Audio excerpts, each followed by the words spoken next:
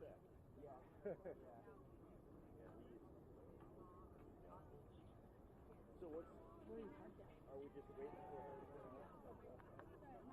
Sorry, I didn't realize you guys were rolling up where you were. Oh, no, I think we're just I think they're monitoring. out. Yeah, trust me, if they come out, we'll be Yeah. right there too. I've seen not.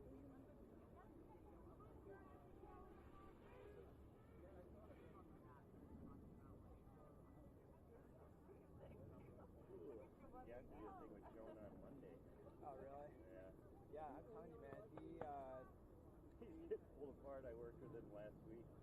He's like a NBA player on a two-way contract, man. Yeah, It's like, working both minor and majors. Yeah. literally, dude. Honestly, though, with how much has happened in Minnesota over the course of the last even year, like, dude, Just move it. put a correspondent here. Yeah, we're friends. Yeah, how are you? Good. It's been a while. Yeah, but they decimated the Chicago team. You know, so. Crazy. Yeah, it is. That's also the nice thing about they feel like they can pull our resources because it's like we'll still operate, you know. Oh gosh, people are so impressed. I'm not trying to get wrapped. What's that? I'm not trying to get wrapped. No, me neither. When we were all up there, it's like, I was about one of those just waiting. Were they rolling? Yeah, we can probably. Yeah, let me check with Carrie. She wants to cut a deal. Yeah.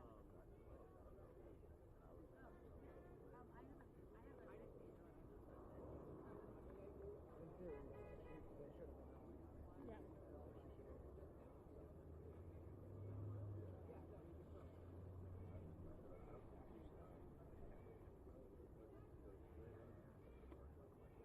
Time.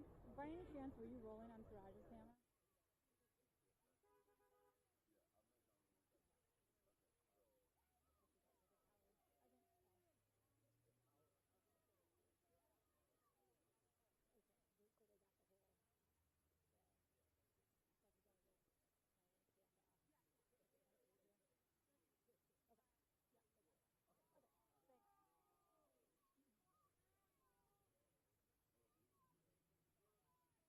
Yeah. Okay. Thanks.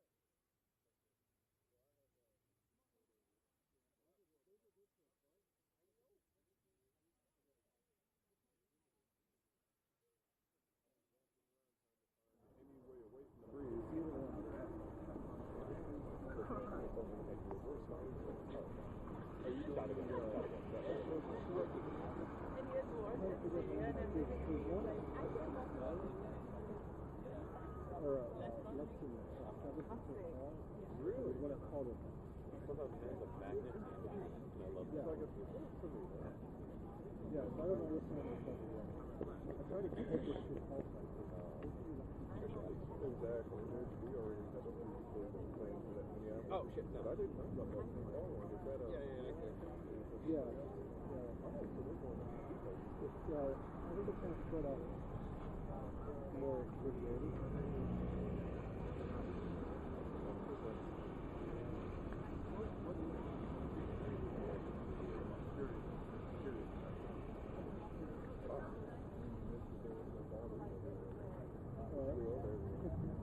I guess I'll be doing that.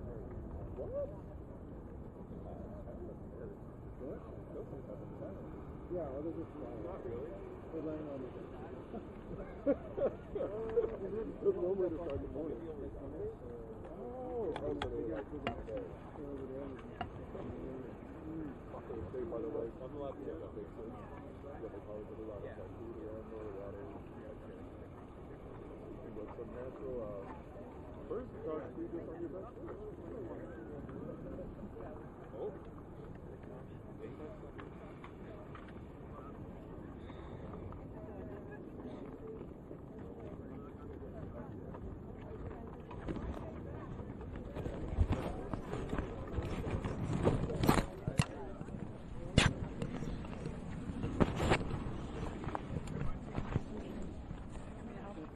Sure. Yeah. Want me on the other side?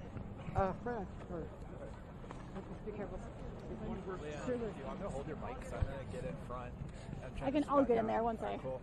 Thank you. I mean, I'll pass it off to you or vice versa.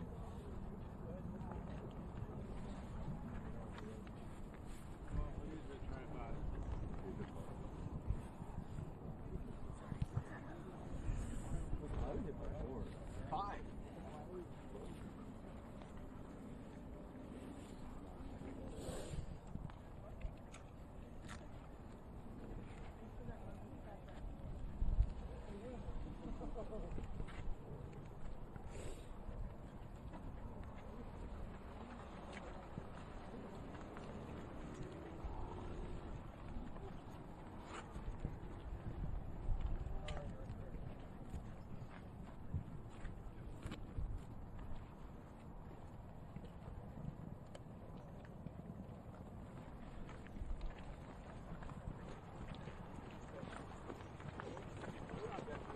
Sidewalk. We're coming to you.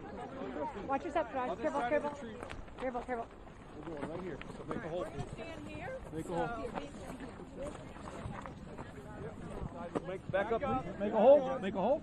Thank you. We're coming on the sidewalk. Thank you. Right here. All right. Thank you. We can't see. The cameras can't see. Cameras can't see. Down in front. Cameras can't see. So today, myself, Omar of Minnesota's 5th District, along with Angie Craig, the Congresswoman for Minnesota's 2nd District, and Kelly Morrison, the Congresswoman for Minnesota's 3rd District, made an attempt to enter Whibley Center here in Minneapolis. We were initially invited in to do our congressional oversight and to exercise our Article 1 duties. When we made it in, it was with the authorization of someone who's been here for a really long time, who understood that we had a congressional duty to enter the building and to see the facility. Shortly after we were let in, 2 officials came in and said that they received a message that we were no longer allowed to be in the building and that they were rescinding our invitation to come in and declining any further access to the building.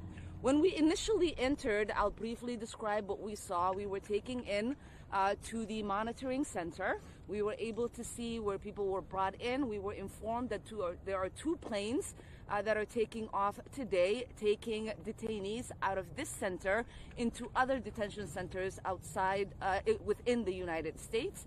We did ask if those were deportation flights. We were told no. When we entered the detention center, we were able to observe about 20 people that were being detained there briefly. We also were told that there were showers we weren't able to see. We asked if there were hygiene products provided. They told us people are not held long enough to need those, which is insane because we've heard from people who have been detained here before.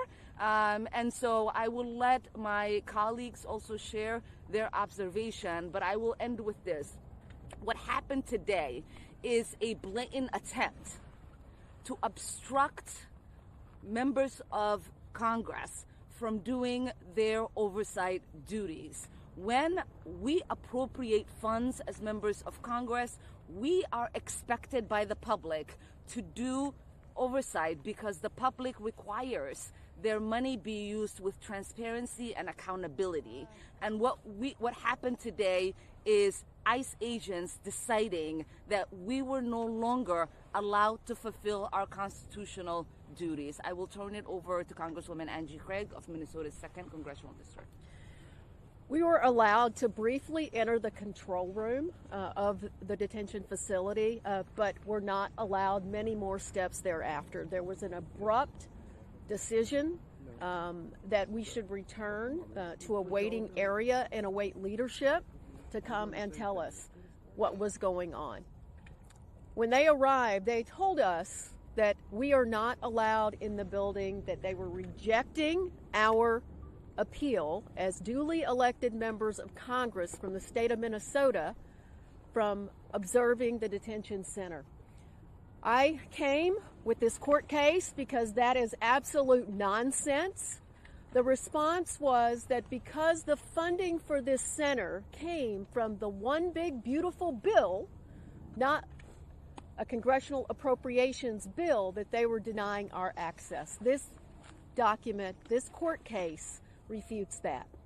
They would not have a conversation, leadership in the facility, and answer any questions at that point.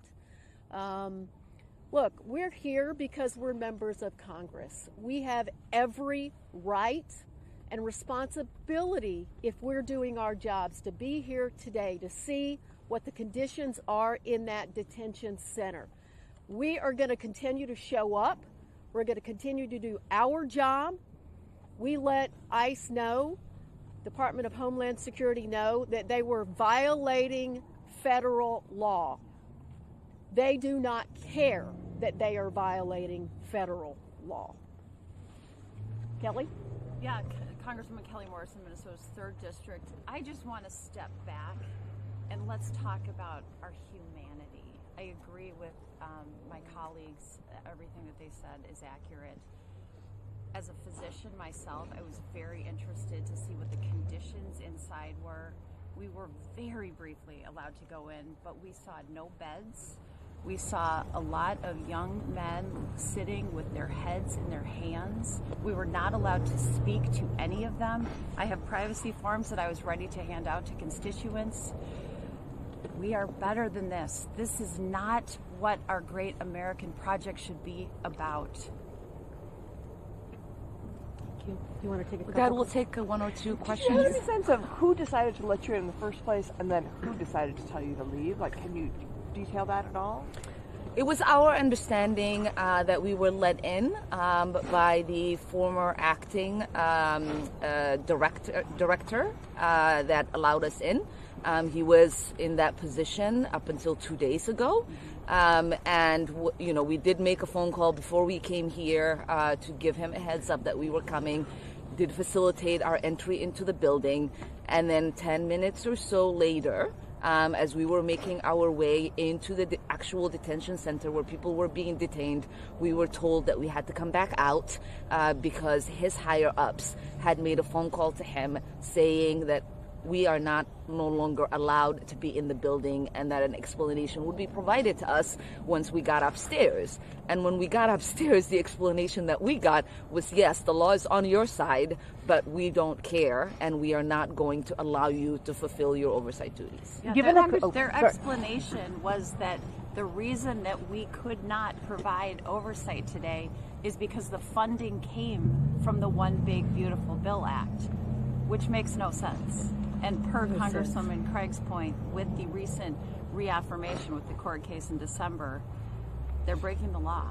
Given the context of why you're here today, what should people at home who are horrified by what they saw this week take away from your visit, take away from what you just saw inside there about how ICE is operating? Well, this is just one more example of this administration and Kristi Noem violating the law. This is an out-of-control Trump's ICE. And what people at home should take is that they should call their Republican members of Congress. We need Minnesota Republicans, we need Republicans across this country to stand up to their own party. This is beyond the pale.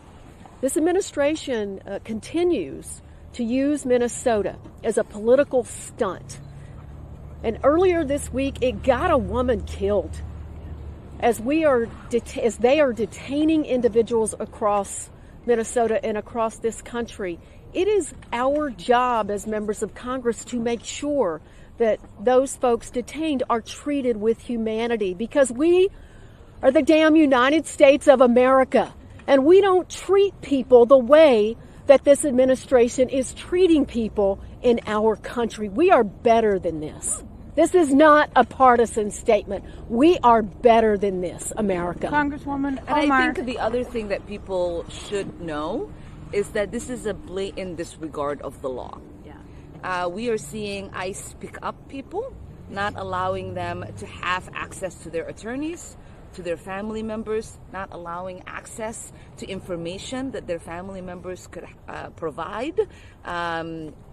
We've also seen them being denied the ability to contact their members of Congress so that we can liaison and get the proper information that is needed and give comfort to their families of their whereabouts.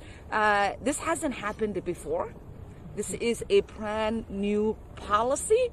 And when people are disappeared in the darkness, American democracy dies. Congresswoman. And it is really important for every single person in this country to understand that they are not only disappearing people who have committed crimes, who are in this country undocumented. They are disappearing U.S. citizens. They are disappearing people who have proper documentation, sometimes telling them that their documentations are wrong, keeping them for days upon days. We've also seen people be deported who have proper documentation yet to be returned to this country. That's right. This should not be allowed in a country that roots in itself in freedom and liberty. There is no freedom when you are being detained and your government is being turned against you. This should be appalling to everyone. The Somali community has been especially targeted by ICE right now.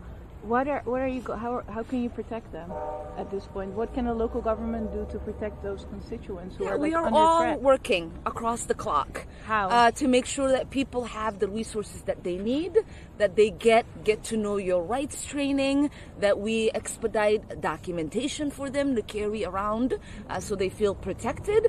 We are also exploring different kind of policies and laws that we have on the books, whether it's on a local municipal level or whether it is on a state level.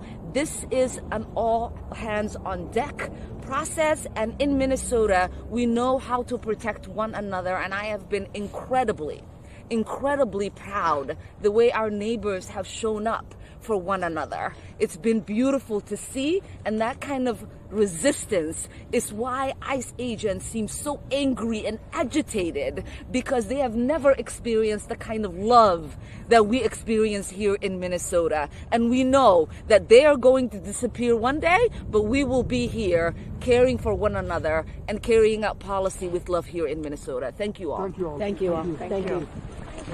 Careful, guys. There's cords. Careful. Sorry, you're all tangled up. Careful. Careful. Oh, careful. I'm sorry. I knew it was happening as we were getting into it. Oh, somebody's pest card. Somebody's pest card. Is that yours? Somebody's. What is it? Elizabeth? Is there an Elizabeth? Elizabeth? Oh, from Star Tribune. Star Tribune. Careful.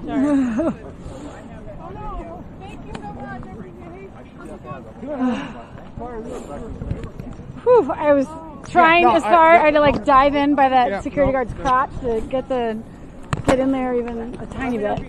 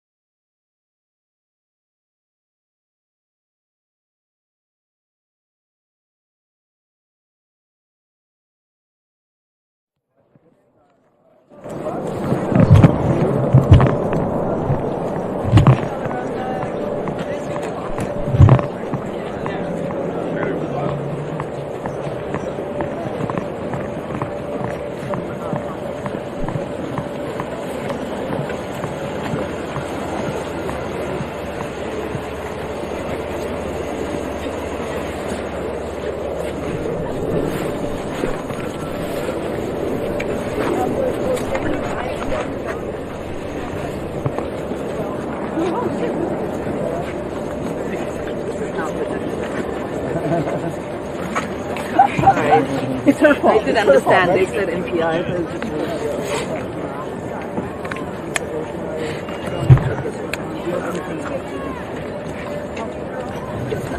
This isn't. Sorry, it's not you. I would have to like. It's not here. You're holding hands. I just have one quick question. Okay, could you just hold it here? Like, there we go. That's what I put here. Yes.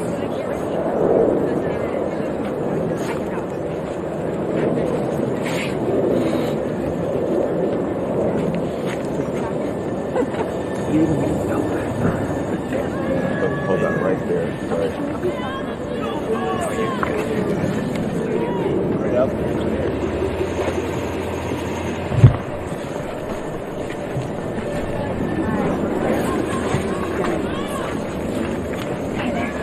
I'm also with Congressman Morrison. So, Congresswoman Omar and Craig and I just.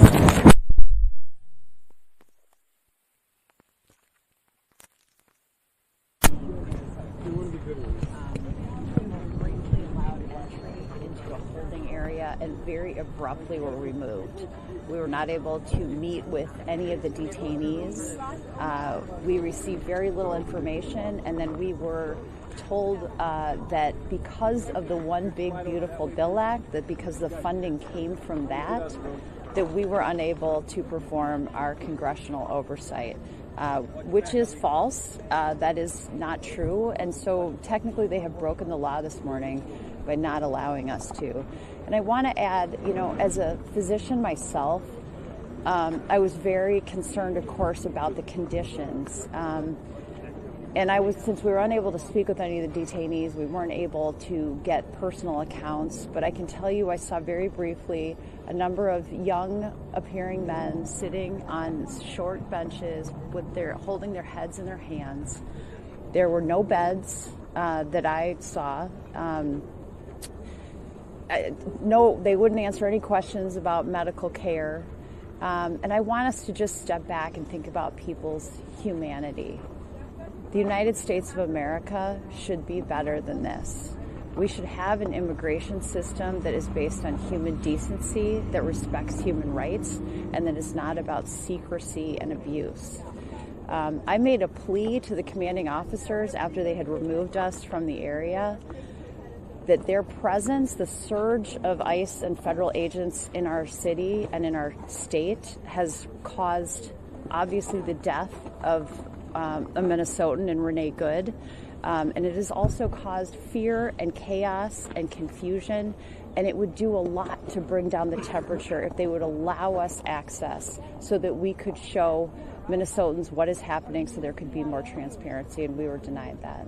And when you said you were in there briefly, how many minutes do you think it was? Probably 2 or 3 minutes. It was very brief.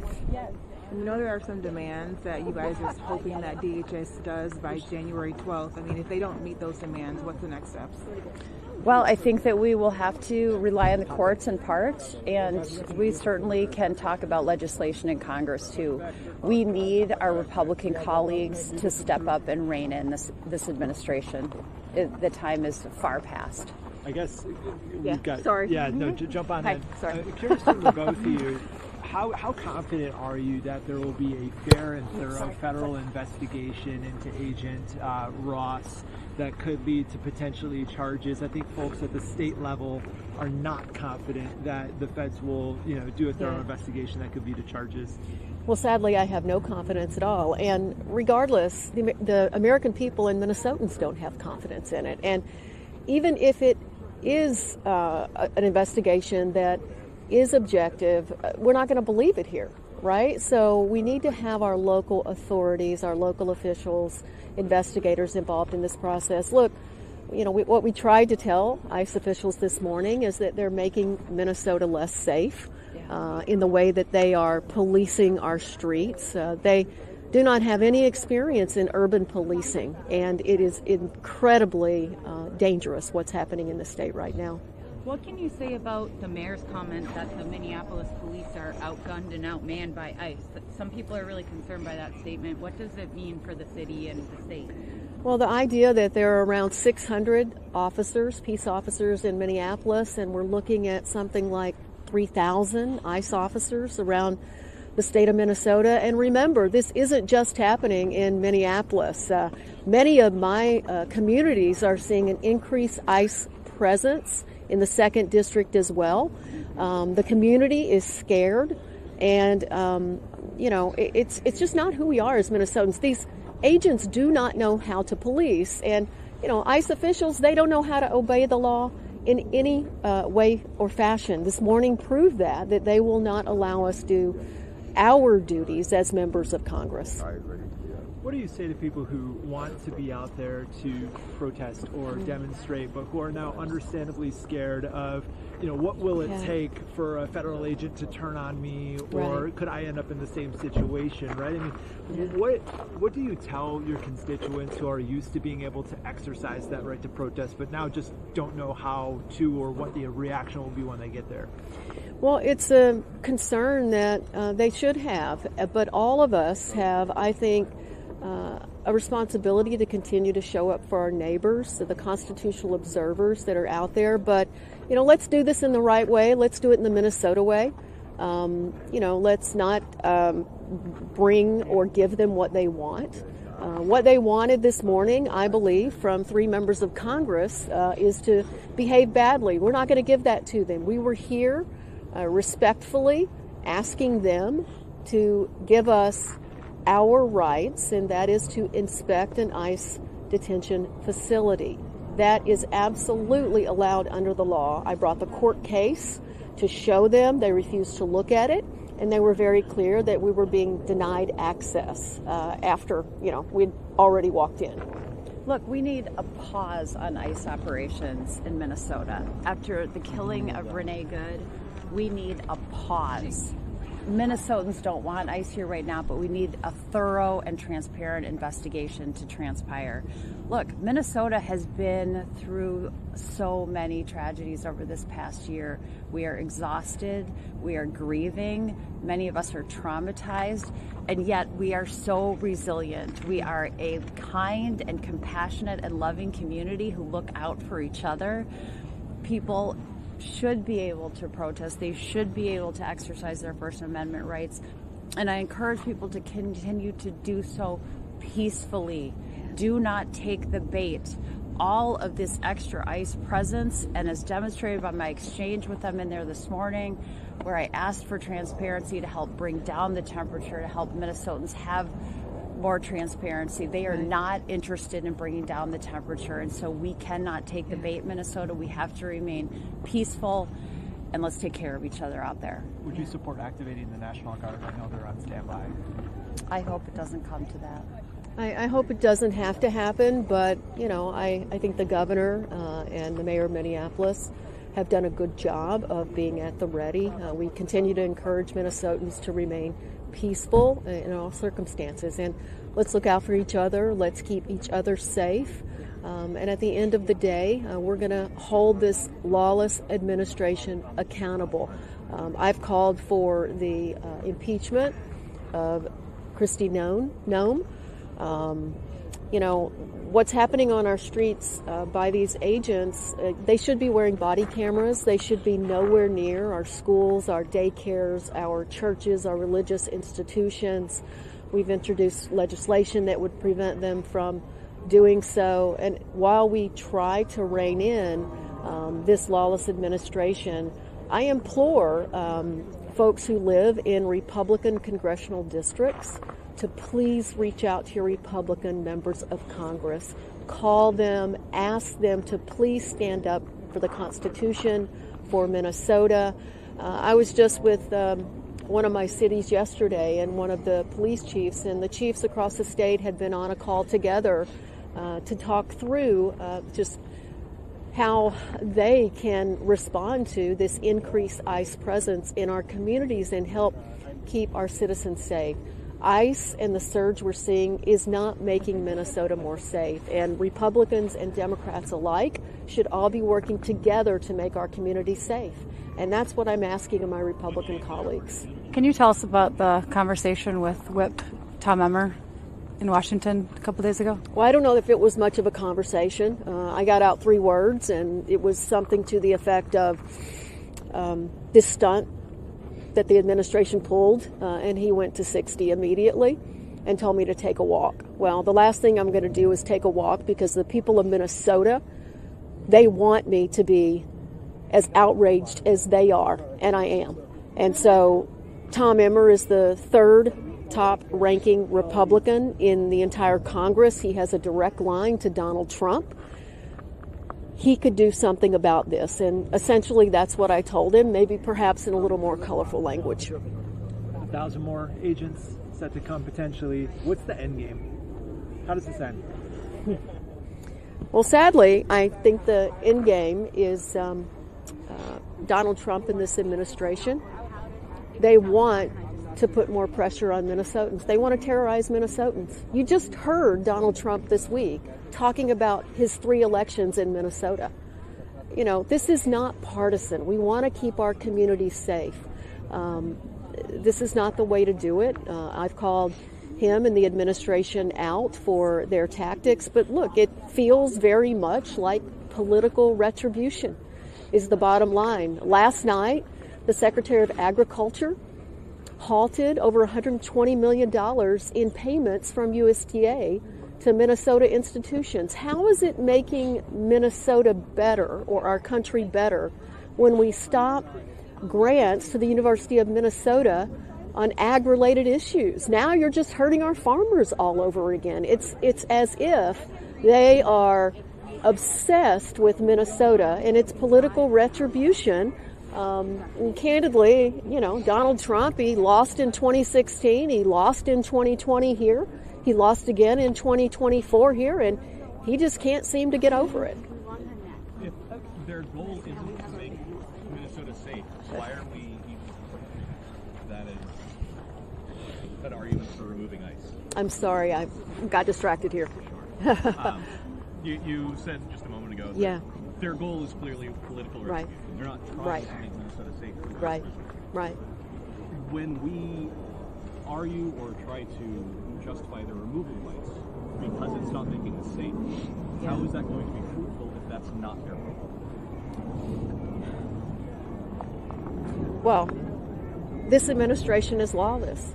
They're not going to remove ICE from Minnesota unless Minnesotans reach out and get through to my Republican colleagues to help them understand that they need to put pressure on this administration. This should not be partisan. If you have a rogue agency that is inciting more violence in our community than protecting us, then my Republican colleagues should step up and speak out. And I'm encouraging all Minnesotans, especially those who live in Republican districts, to please speak out. I'm sorry, I'm going to have to go, though. Thank you. Thank you. Well, that helps because I don't think I could reach from the other one. Oops, sorry.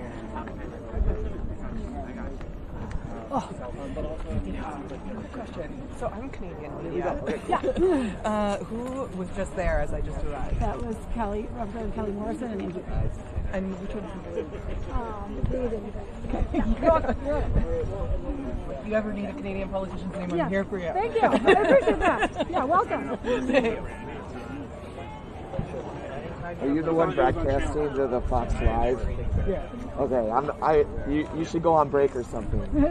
Because I'm not going to let you put any more pictures up.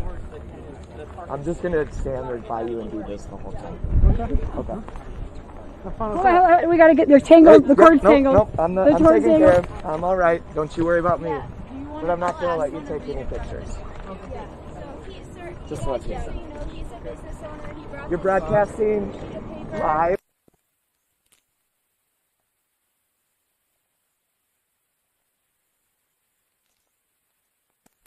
Yeah, you are local Fox, but you also tell to the table of the news. And you get money for that. So you're not going to get money for that.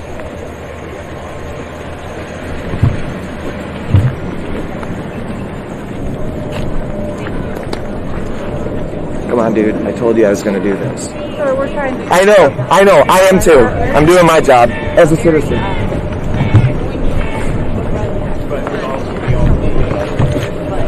I'm sorry, dude. I'm not I don't hate you. So you guys can't sell images to Fox Live News. This is the point of this. Sorry, you can't touch the camera. Sir. I'm not touching the camera. He's putting it in front of my hand. I won't let you film. Let's give her 6. Okay.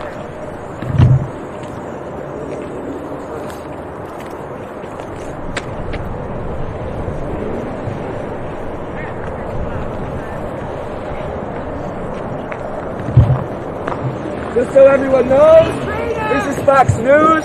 They're showing their pictures on Fox News Live. Those pictures are going direct to Fox. Sorry to touch your camera. Direct to cable news.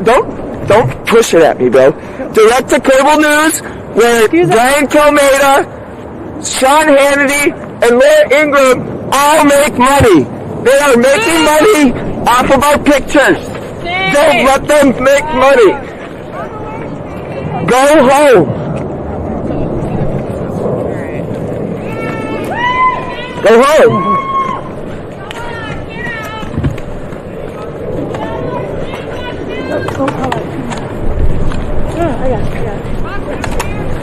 Thank you. Good job. Leave. You don't want to here. Go. Keep Bye-bye. Bye-bye. Bye-bye. You can't touch the camera. I won't. We're not touching it. Turn around and keep walking then. Go on. Okay, keep. We're just bye. Why is he facing the camera at us? Bye-bye. Why is he turned around? Walk. Bye-bye. Walk I then. just want to make sure I can see where you're at. Walk. See you later.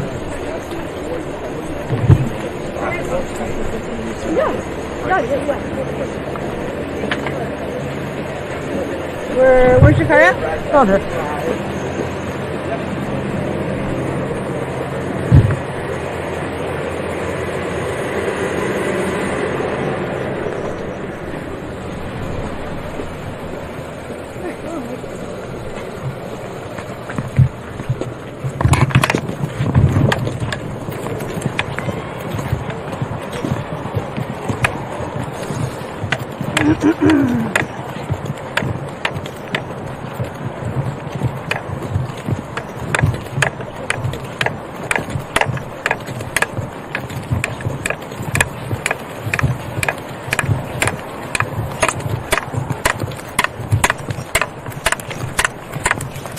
Is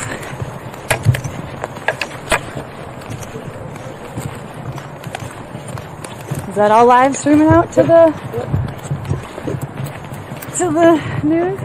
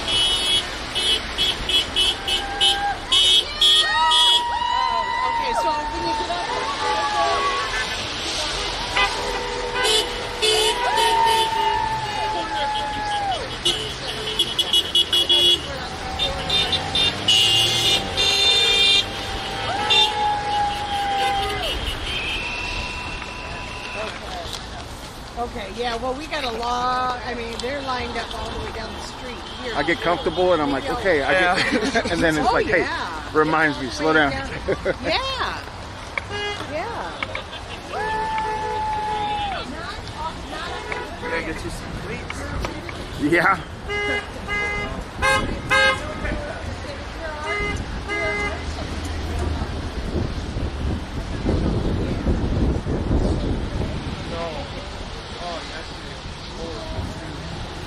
They finally brought him. Oh yeah, yeah. Is this so hard to catch up right now? Yeah. It's warm and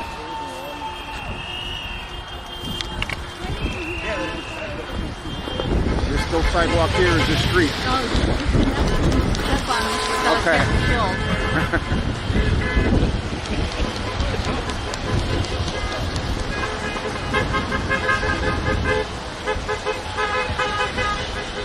He's taking a picture, are you?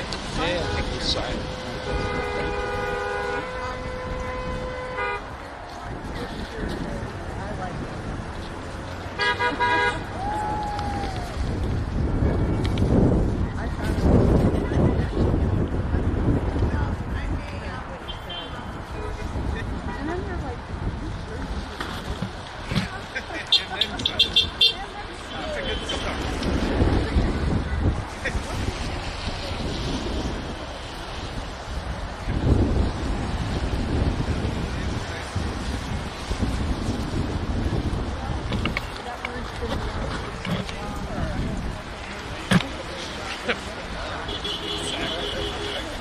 Maybe it all ought to be like, please and thank you. That would be shocking. Yes, sir, no, man. What is that language?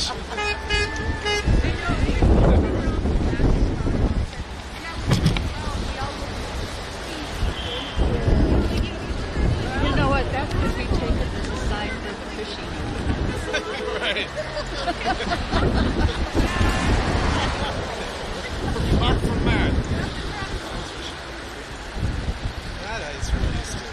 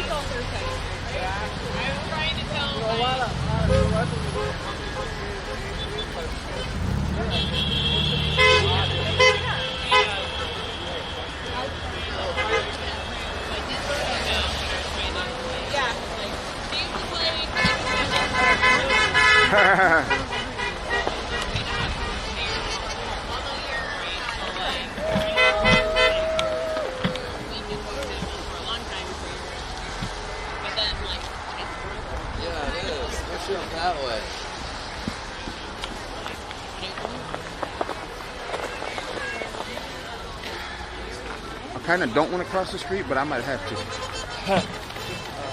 I let them know that your shot was up. We're gonna have to go on to the next place, but Where are y'all headed? I gotta look. Don't get your hands in there. It's okay. Don't take your gloves off. It's okay. I ain't too worried about it. No, once it get cold, that's it, man. Yeah. It's at the Highland Park area. If you need that, I can text it to you. No, I've got that in the email somewhere. Okay. Just go in there. This goes on for another hour roughly, huh? Yeah, do they kind of stick to their time, or do they go over? With how it's been, where it's not that like crazy, I'll probably stick to their time. About this, I'm not sure. Probably stick to their time as well, because it's giving me the vibes. It's the same stuff. Right. Cool. I like the monopod idea. I want to do that one. Yeah. So stay mobile, stay light, and stay. Exactly. You know. All right, See you guys.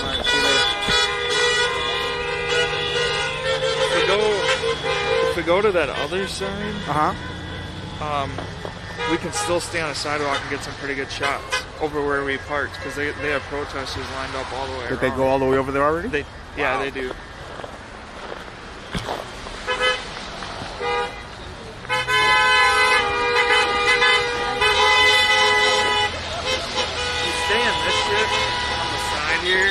Yeah. It's less icy, so. Unfortunately, I got to get faces. Gotcha.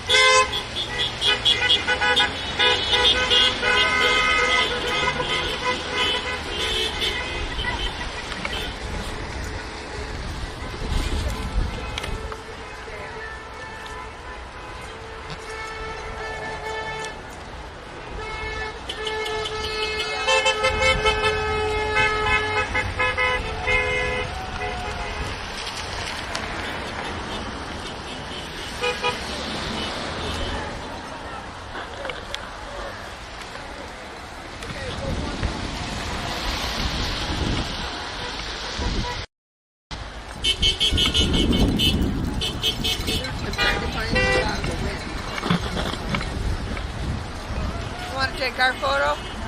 Yeah, give me a sec.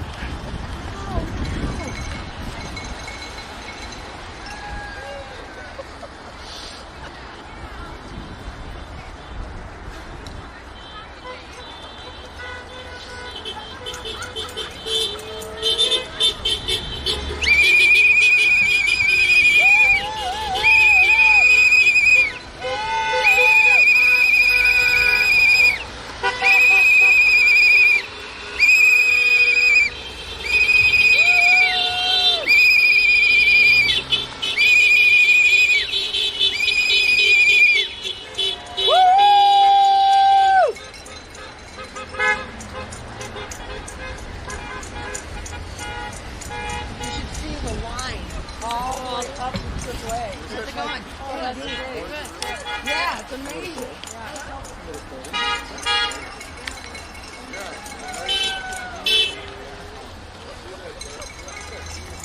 You're all alone over here.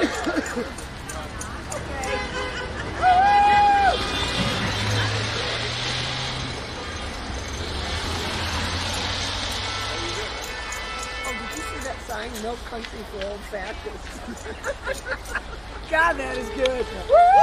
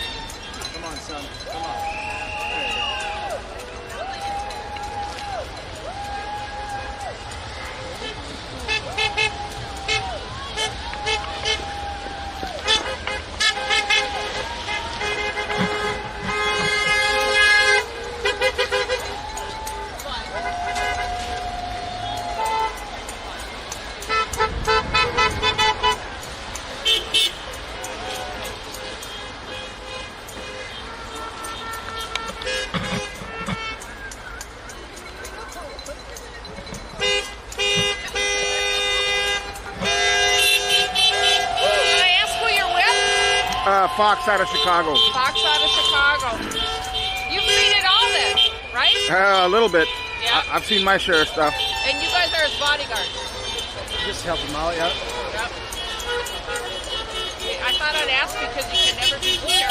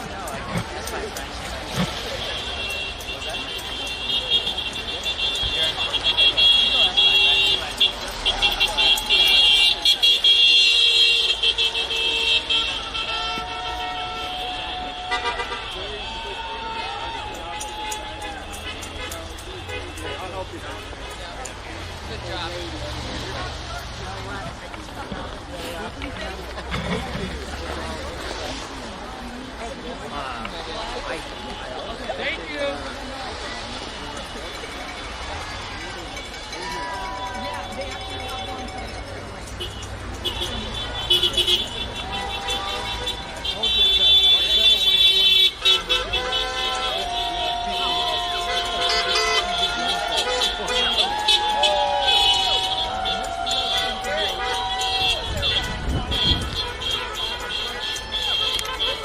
Today? I'll find it. I'm pretty sure there's one. I know there's one tomorrow. The one tomorrow is at 3 o'clock. I think so. But if you find one today,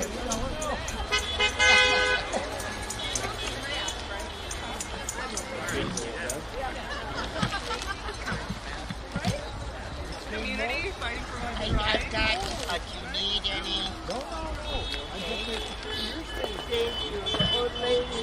Yeah, let's go see what it looks like down there in that corner.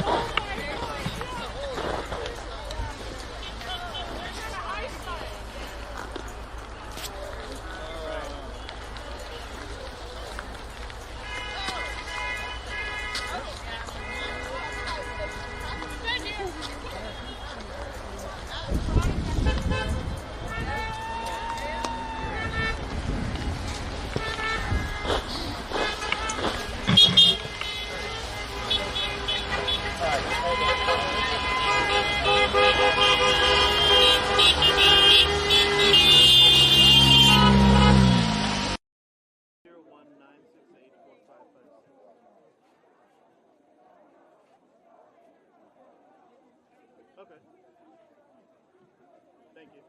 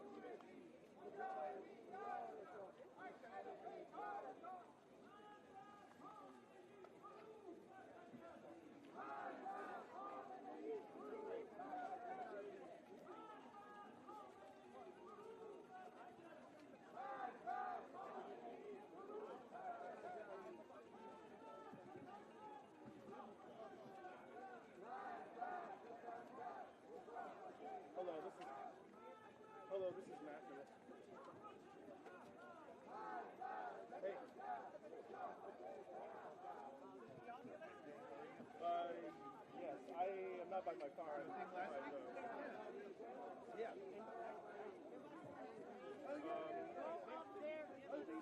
I parked on. That's okay. That's okay. I'll look it up.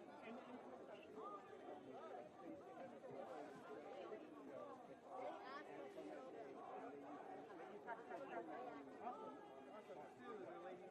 17th Street. Good. Thank you. Thanks. I love WAMU. I like listen to it all day, every day. Wait. Yeah. Connecticut Avenue. Northwest. All right. Well, stay safe out here. Yeah. Well, there are two parallel streets. 17th. Connecticut Avenue is the one I'm talking about.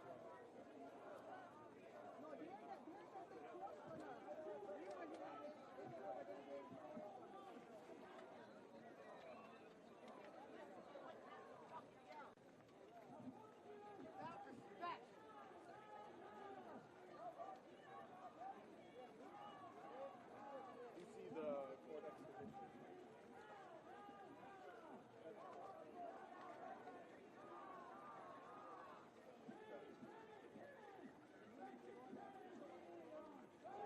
Thank you, all you beautiful people, for coming out in the rain. We're going to get started in just a couple minutes so we can gather up here. Pardon? Not far. Not even a block. It's like right across the street.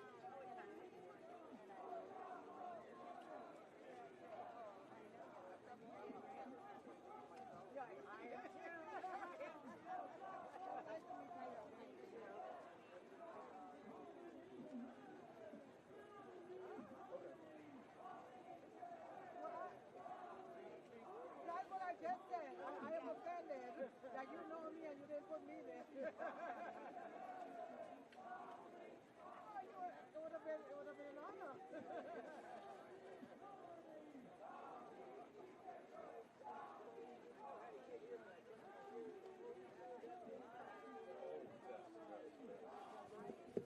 Oh, right here.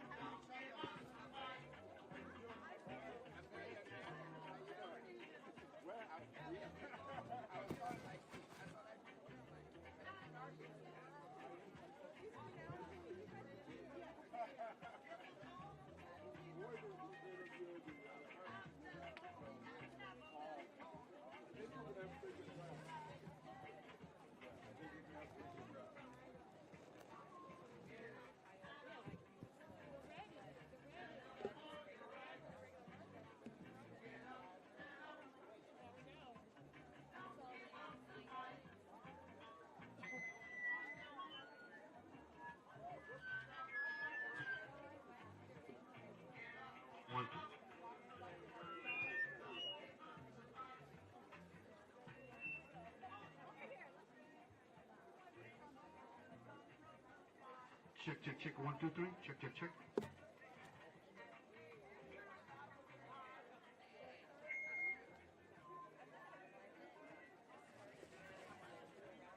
We're good to go. I want to thank everybody for coming out. Michael Doyle from Your Guys. Our plans for today. We are going to have a few speakers. It's not going to be long-winded. It's probably going to be until approximately 1:40 to 1:45. At that time, we're hoping we can take to the street and march around the White House. I know Fifth has been closed. I'm having one of my marshals check it out now, but we do plan on, if we can, to march around the White House. Any questions? No problem. Anybody in the yellow vest, they already marshaled. If you see something, welcome everybody. We're going to get started in just a minute. Thank you so much for coming out in the rain. We're going to get started in just 1 minute.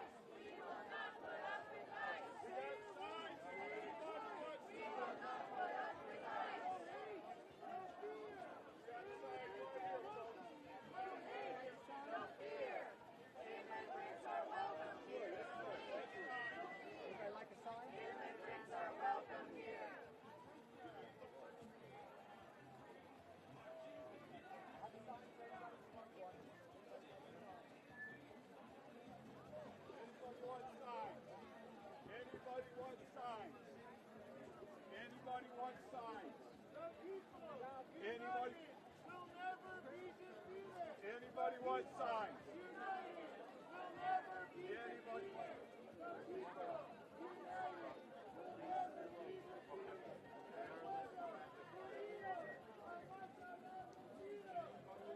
Anybody want a sign?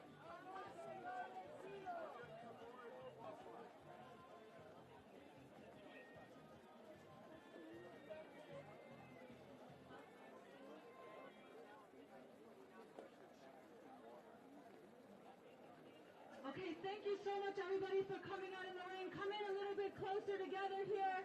We can just fill in this space right here in front of the White House. And we can get this started by saying together, ICE must go now! ICE must go now! Trump must go now! Trump must go now! ICE must go Anybody now! want signs? ICE must go now! Trump Anybody must want go signs? now! Trump must go now! ICE must go now! ICE must go now! Trump must go now! Trump must go now! All right, you sound good. And it's good that we're here. We're going to get started with a few speakers.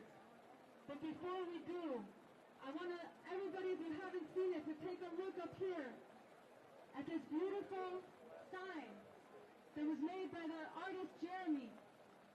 But we're gonna make sure we don't put the wagons in front of it.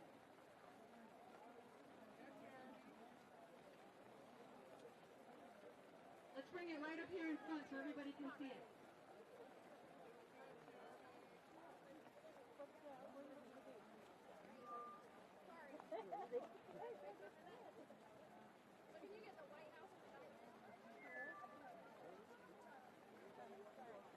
Okay, so Jeremy, can you come up for a second? Jeremy is a portrait artist who came out here from Cleveland as a volunteer months ago. He came out to BC to be part of determined struggle to drive out the fascist regime that is sitting in the White House, to drive out Trump and the fascist regime that has already been remaking society in a fascist way, and is not going to stop unless and until millions of people are in the streets day after day, in D.C. and across this country. Day after day, people have started to stand up. Millions need to be in the streets day after day, demanding the Trump fascist regime must go now.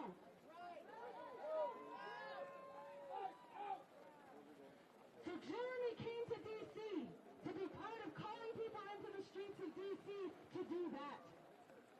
He is a portrait artist, and last night painted this beautiful sign in memory of Renee Nicole Good. And the protests that have been called today, ICE out for good. That slogan has a lot of meaning. ICE has to get out of the streets. It has to get out of terrorizing people. It has to get out for good. And it has to get out for good. Hello. And before we get this started, I would like everybody Yeah. to be silent, That one just ended. because I want us to take a minute. Still hanging out. And I want to have a minute of silence for Renee Nicole Good. I see you. I'm in the red. What a day.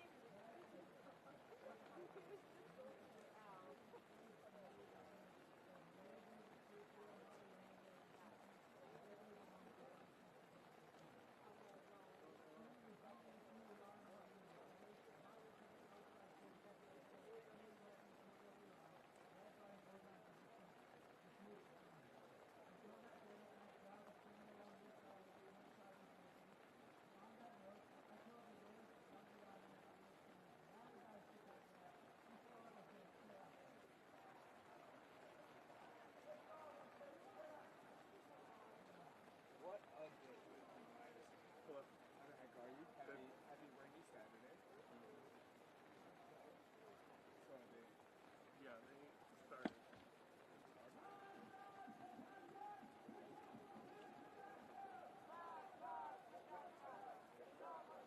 ICE out for good. ICE out for good. ICE out for good. ICE out for good. Trump must go now. Trump must go now. Trump must go now. Trump must go now. ICE out for good. ICE out for good. Trump must go now. Trump must go now. Okay, my name is Lucha Bright.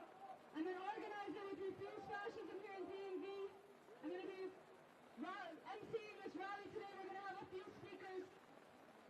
And then we want to take this rally and we want to do a march around this White House. And I know it's pouring rain.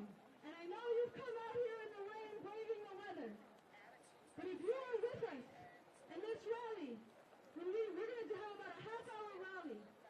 And then we want to go and march all the way around the White House. Because we want that image to go out to the whole world. That we are calling forward a struggle for millions of people to be in the streets, to vacate the residence of this White House.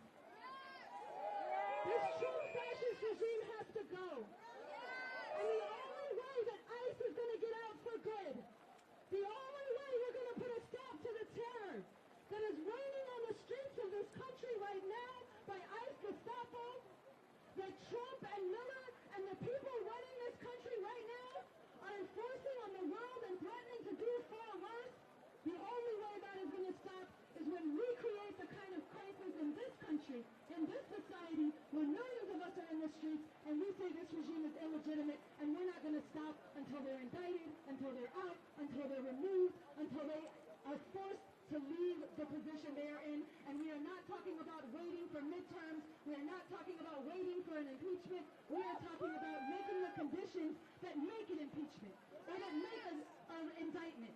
We're talking about the power of the people. to stop the consolidation of a fascist America now while we still have a chance to decide the future. Okay, so I want to introduce some of our speakers, and then we're gonna, like I said, we'll have a quick rally, and then we're gonna march. So first, I want to bring up. I'm trying to see who's here. Kelly, I saw you a minute ago. Okay, I want to invite up as our first speaker, Kelly Michael Williams. Right there? I can't see. I'm trying to find it. And Kelly, I don't remember how to introduce you.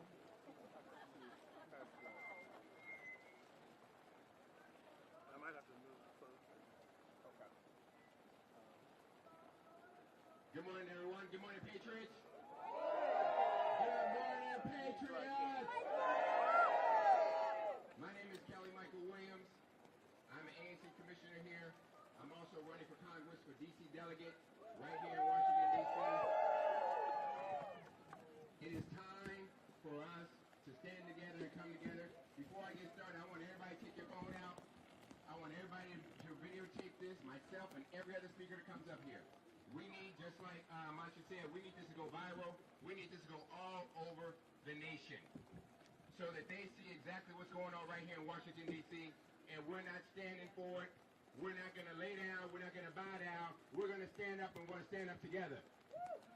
So I want everyone that comes up behind me, I want you to give them your hashtag, give them what your account is, so we can then hashtag and repost and post. Mine is Kelly Michael DC, KELLY MIKEL DC. We're going to put out the hashtag Refuse Fascism. We're going to put out hashtag ICE must go now, ICE for good, and we're going to put out the hashtag Trump must go now. And we're going to make this thing go everywhere that anybody can see it so they can put it out there for us. All right? I want every person up here speaking, give them your hashtag. Right now, we're looking at this. Ooh, baby. I'm standing with you today. True patriots who refuse to allow an authoritarian, tyrannical, fascist regime to establish itself on our American democracy. I stand with real Americans, not January 6th Americans, but real Americans who believe that our system of government is for the people and by the people. We are the people, and we will not bow down to an ignorant ideology that puts white supremacy against our morals, our values, and our Constitution. What happened to Renee Good was a travesty and pure murder. The same thing that happened to George Floyd, arrogant cops who thought that they were above the law and that they were the judge, jury, and executioner. This murder, the invasion of Venezuela, and the threats to invade other countries must be our red line. This must be our red line. We must stand together and fight this administration at every level of government, every level of the courthouse, county and state Supreme Court, and in every news cycle. We need to send this out so it goes viral everywhere. So post, repost, use every avenue of your social media that you have, every one of them. We must put and make them feel the pressure of what we're doing out here tonight. We will not accept anything less than our democracy. Everyone here, come together. Post, repost, march, and go around this White House as many times as we can. Rain, sleet, snow, or shine. We cannot give up now. Trump must go now. Hate must go now. White supremacy must go now. Authoritarianism must go now. Baby Trump must go now. Stephen Miller must go now. Because together, we will win when we come together. Because it's not about them. It's about us. Trump must go now. ICE must go for good. Let's go. Thank you so much, Kelly. Okay, our next speaker I want to bring up is Leonardo Flores from Code Pink. Thanks so much, everyone. My name is Leonardo Flores. I'm with Code Pink and the Venezuela Solidarity Network. I want to talk very briefly and make some of those links between militarism and the militarization of our streets right here, and imperialism and U.S. gangsterism abroad. Last week, the United States bombed Caracas, kidnapped the President Maduro. They went in and snatched the president and snatched the first lady from their bedroom. Just like the U.S. is snatching migrants from their homes, from schools, from their places of work, and right off the streets throughout this country. Then they had the gall to say that they bombed Venezuela and killed 100 people out of self-defense. Just like they have the gall to lie to us when we have the videos and when we saw Renee Nicole Good not threatening them in any way, and they murdered her in cold blood, and they said self-defense.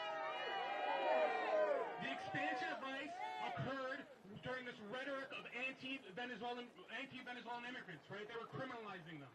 On Thursday, ICE shot 2 Venezuelans in Portland, Luis David and Yorelis. And then immediately afterwards, the Trump regime says, no, these people were tren de agua. No, that it was self-defense. It's bullshit. It's not just Venezuelans, of course. Renee Nicole Good was out there defending the Somali community.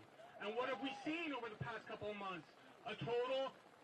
Some of the most vile racism against Somali immigrants that I've ever seen in my life. It's disgusting. They use this anti-immigrant rhetoric to push through their agenda and to make it seem like there's some sort of criminal wave of immigrants attacking the United States when it's not true. The United States deployed its Navy to the Caribbean off Venezuela pretty much in the same week that they deployed the National Guard right here in D.C. In his press conference talking about Venezuela on Saturday, Trump randomly started talking about D.C. And he said that the National Guard had somewhat prevented murders over the past 6 months. Total lies. They expect us to believe it, but it's total lies. They're criminalizing dissent in this country. Renee Nicole Good was standing up for what's right, and she got killed for it. Last week in Michigan, a woman was giving an interview to a local news station on the sidewalk about Venezuela. She said she wants President Maduro to come home, and what happened immediately after the interview? The police arrested her for speaking out on the sidewalk. Where's the First Amendment in this country? Good question. Look, the sad truth is that Renee Nicole Good is not the first person to be murdered by ICE, and she's not going to be the last person to be murdered by ICE, but we're going to remember her. Renee Nicole Good, presente! Renee Nicole Good, presente. Renee Nicole Good, presente. Renee Nicole Good, presente. Thank you very much.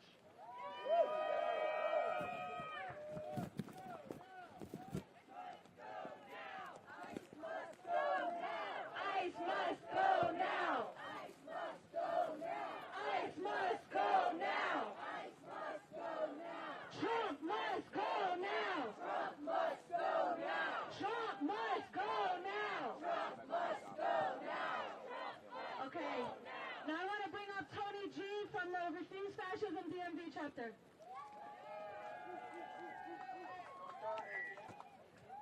Good morning, everyone. Thank you so much for being brave, being here on the ring. It's not going to kill us. And we're here standing up for justice, for humanity. Gracias a todos por estar aquí esta mañana, porque estamos aquí por justicia, porque creemos en la humanidad y esta lluvia no nos va a detener para que alcemos nuestra voz en contra de estas injusticias. I'm going to say this in Spanish and then I'm going to say it in English. Los hispanos estamos de luto. René Nicole dio la vida para defendernos. Y desde aquí le decimos gracias por defender a nuestra comunidad, a nuestra gente, por alzar la voz sin importar la raza ni color. Descansa en paz. Fuiste toda una guerrera. René Nicole siempre será recordada. The Hispanic community, is in the morning, Renee Nicole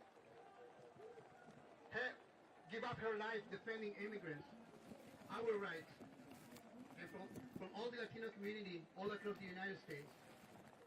We're going to say thank you so much, and her name is going to be remembered, because she is a person who was standing, who had knowledge of what was going on, and who decided that this is not normal, and then she decided to give up everything she had to defend immigrants. So rest in peace, Renee Nicole Good. We always remember her name. Say her name! Say her name! Say her name! Thank you.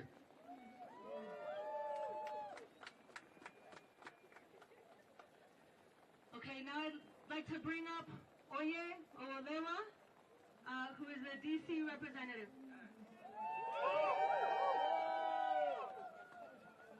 I want to thank you all for being here today. Me and you are standing on the shoulders of the people on the right side of history.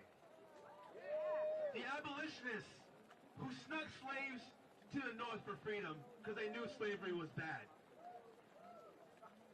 The pacifists that argued against the Vietnam War so Americans will stop fighting for imperialism and come back home for better options. To the people now marching for the streets to defend immigrants when they can't come out for themselves. Let me be the one to tell you that when we say Trump must go now and ICE must go for good, that 50 years from now, they'll be talking about us the way they talked about the Montgomery bus boycotters. But I also want to tell you about the hypocrisy and the fascism and the racism shown by the people that work and live at this White House. You see, since the beginning of last year, they fired tens of thousands of federal workers thinking that they would save money. They cut health care for the poorest and for the seniors to save money. They are divesting from educators to save money. But they use that same money to drop bombs in Venezuela. They use that money to drop bombs in Nigeria. They use that money to kidnap heads of state of other countries in Nigeria and Venezuela. And this president is so stupid, he talked about the billions of dollars that they will receive from oil from Venezuela. So today, I tell you that being here in the rain shows that you have courage.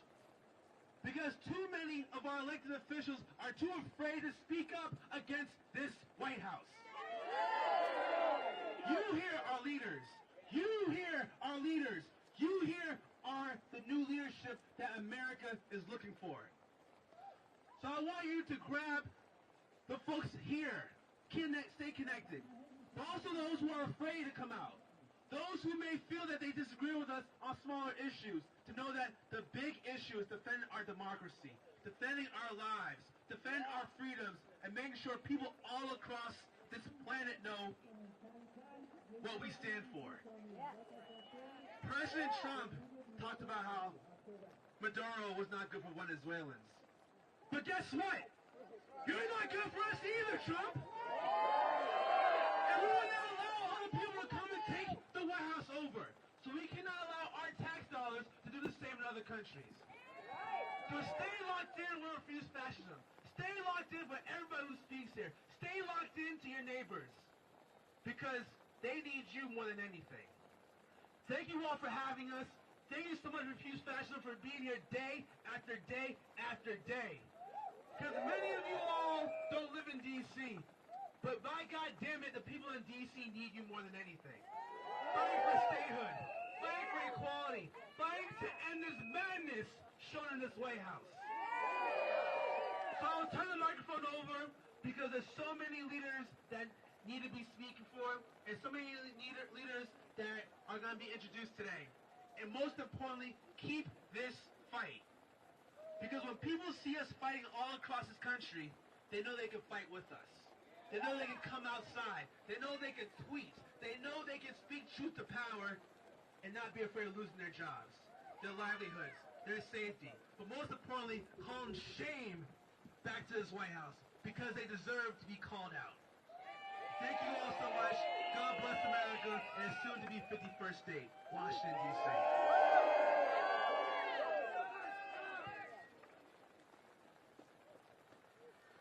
I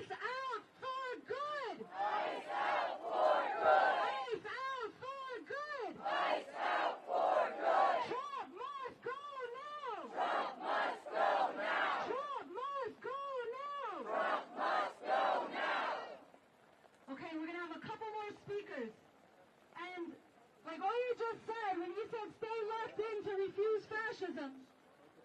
Some of you here have been locked in to Refuse Fascism. You've been following us. You've been getting our text messages. You've been getting our emails. Some of you are new to Refuse Fascism. But Refuse Fascism exists to call forward the millions to stop the consolidation of a fascist America. To, in the streets, have the power of the people determine that we will not allow the Trump fascist regime to go forward with its horrific program. And this organization needs to grow. And so if you're not locked into Refuse Fascism, go to refusefascism.org. Get on our email list. Get on our text message list. Get locked in so that you can stay with us and get organized with us. And I want to invite everybody here. When we're done today, we're going to do a walk around this White House. And when we're done, we're going to go together over to Corner Bakery on F Street and 14th. And we're going to have some soup. And we're going to talk about how we get organized to take this struggle forward. Because what is happening this weekend is something where a lot of people are starting to open their eyes and see something that the fascism is actually happening here. That it's happening with ICE Gestapo on our streets. Shooting people in the streets for daring to stand up for others. That it's happening through a terror of the U.S. reigning terror on the world. Some people are starting to open their eyes and see that right now. This is a time we have to push that forward as far as we can and call forward as big of a struggle as we can and take it as far as we can so that millions of us are determined to refuse to allow this program to go forward and create the kind of conditions that it has to be removed. So get organized with us. March with us today. Join us afterwards to put our heads together on this. And if you can't join us today, we're going to get together again on Tuesday. And if you're on our email list, you will find out where that's going to be and all the information for that. If you have questions about any of that, somebody in the yellow vest can tell you.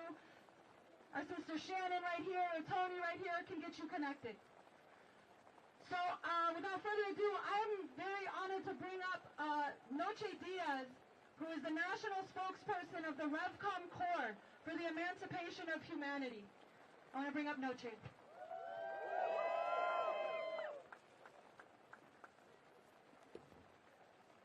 want to shout out everyone who's in the streets today around the country and has been since the murder of Renee Nicole Good. Everyone who is marching to demand ICE get the fuck out of our cities.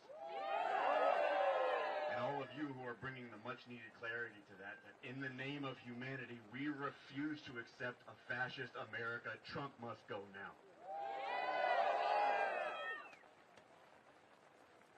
I have a couple of things I wanted to say about the murder of Good. One, everyone has seen the video. Obviously, the federal authorities, the fascist regime and its pundits are lying. But it's not just to cover up what they've done. It is to spread joyous celebration and cheer about the cold-blooded, state-sanctioned murder in the streets of Good. 2, observing law enforcement to ensure that they are not conducting illegal activity under the cover of authority is a legal right. It is not obstruction. Yes.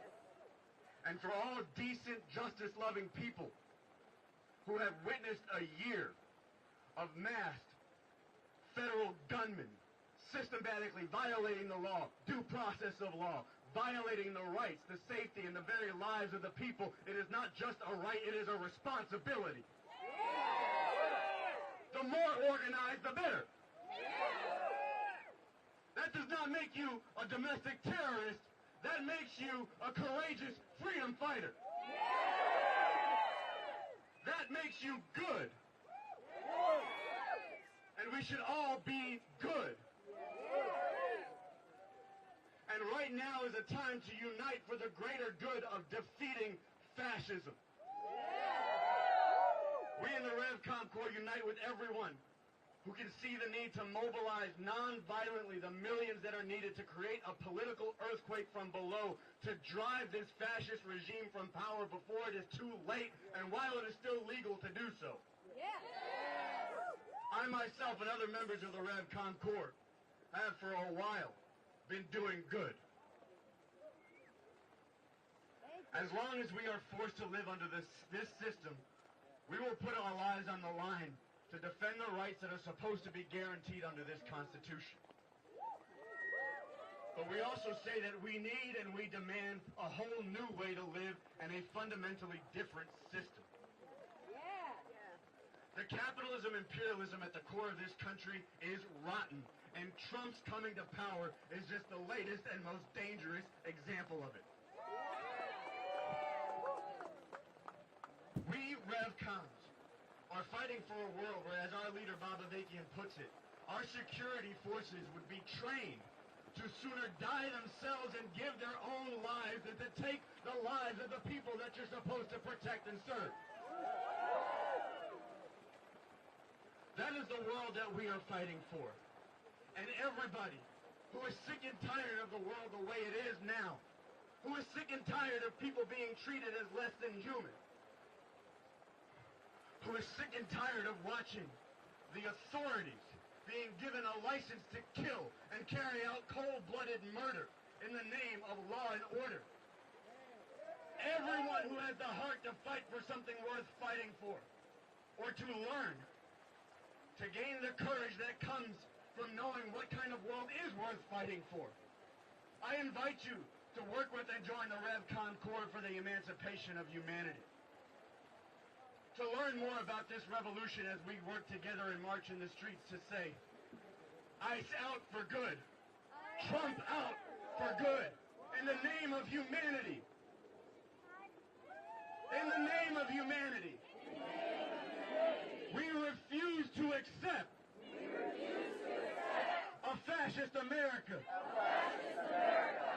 Good presente.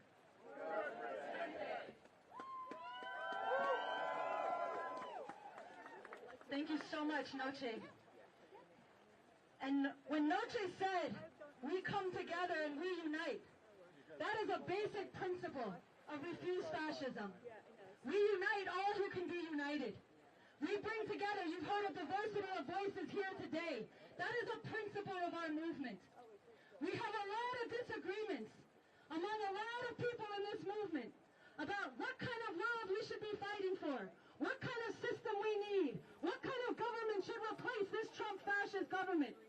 But one thing we know is that unless we remove this Trump fascist regime, there is no future that is going to be any good for any of humanity. And whatever else we disagree on, we're going to unite on that, we're going to come together on that, and we keep as a principle in this movement that we can talk about our differences too. We're not going to be afraid of them. We're not going to be afraid of people having big disagreements about things. We're going to be able to talk about it with each other. Or you don't have to talk about it. But there's not a reason that we should be a divided movement right now. It's never good, but especially now. And it's no good when people divide on petty lines or even on big lines, but then do things in a way that are unprincipled and talk about each other and try to tear down other organizations. This is a problem that's gone on for too long. And so I just wanted to take a minute to say I appreciate so much all of you who are here today with all of the different perspectives that you're coming from, and all of our speakers who spoke today with all the perspectives that they're coming from, and the heart that we're here together to say again, and I want you to say it with me, in the name of humanity. We refuse to accept a fascist America. Trump must go now. Trump must go now. ICE must go now. ICE must go now. Trump must go now. Trump must go now. ICE must go now. ICE must go now. All right, so I want us to get ready to march, but before we start, I want everybody, there's a chant that we've done that's like I won't describe it, I'll just do it. But I'm going to teach it to you if you don't know it. That actually helps us keep our eyes on the prize of what those principles are of this movement. So if you know this, then it'll be easy. If you don't, you'll learn it. But you can repeat after me.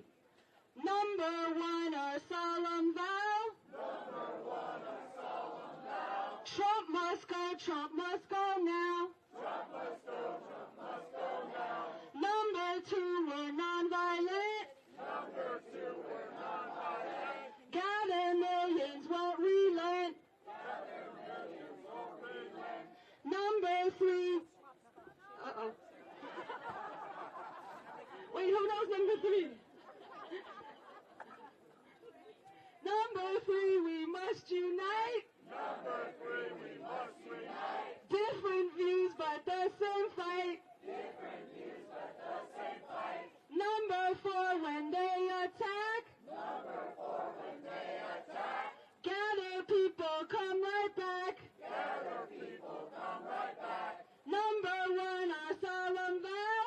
Number 1, our solemn vow. Trump must go, Trump must go now. Trump must go, Trump must go now. Number 2, we're nonviolent. Number 2, we're nonviolent. Gather millions, won't relent. Gather millions, won't relent. Number 3, we must unite. Number 3, we must unite. Different views, but the same fight. Different views, but the same fight. Number 4, when they attack. Number 4, when they attack. Gather the people and come right back. Gather people and come right back. There's a last part that I forgot, but I'll remember it and let me bring it in as we go. Okay, Sadov, come on up.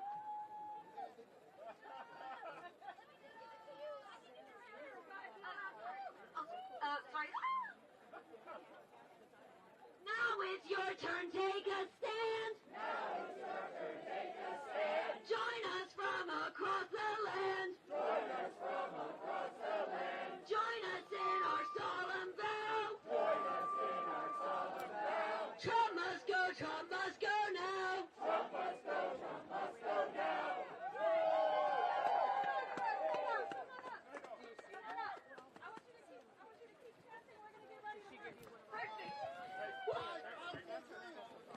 We need 3 volunteers with Ralph to carry the banner. Can we please have 3 volunteers at the front? And one other thing I want to make sure everybody knows, Ralph. Okay, Ralph is here in an orange vest, and we have other people here in yellow vests. The people in the orange vest and the yellow vest are our marshals. They're here to help protect the integrity of the march. They're here to de-escalate if there's any problems. If you have an issue that you don't know how to deal with, or there's somebody coming and trying to provoke a problem, go and talk to somebody in the marshal vest and let them know, and they will help to de-escalate and help you know what to do. So that's one item for the march. And They are about to disperse, and I don't we need one more volunteer to hold the banner. camera that we're going to be able to pop.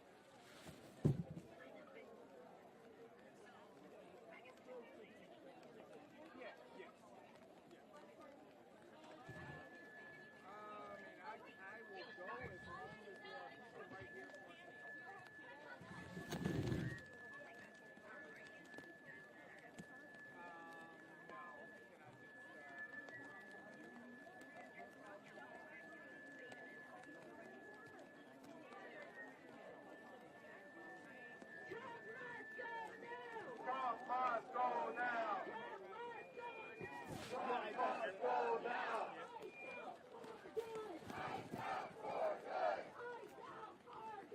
Ice out for good. Ice out for good. Ice out for good. Oh no. Oh. Oh.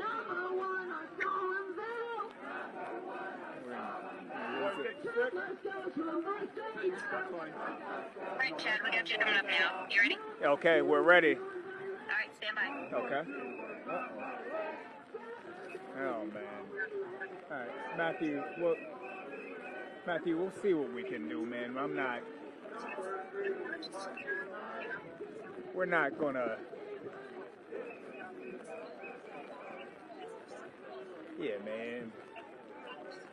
It's just not. Okay.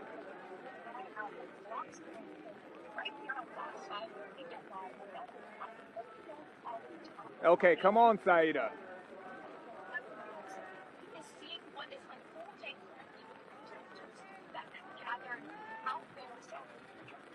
Hey, if she takes any longer, all these people are going to be gone. All right, go ahead, Chad. All right, we are here now outside of the White House. What a scene that we have as the ICE Must Go rally has been going down, even through the rain. Some hundreds of people have gathered here. As you can see here, the White House is right over our shoulder.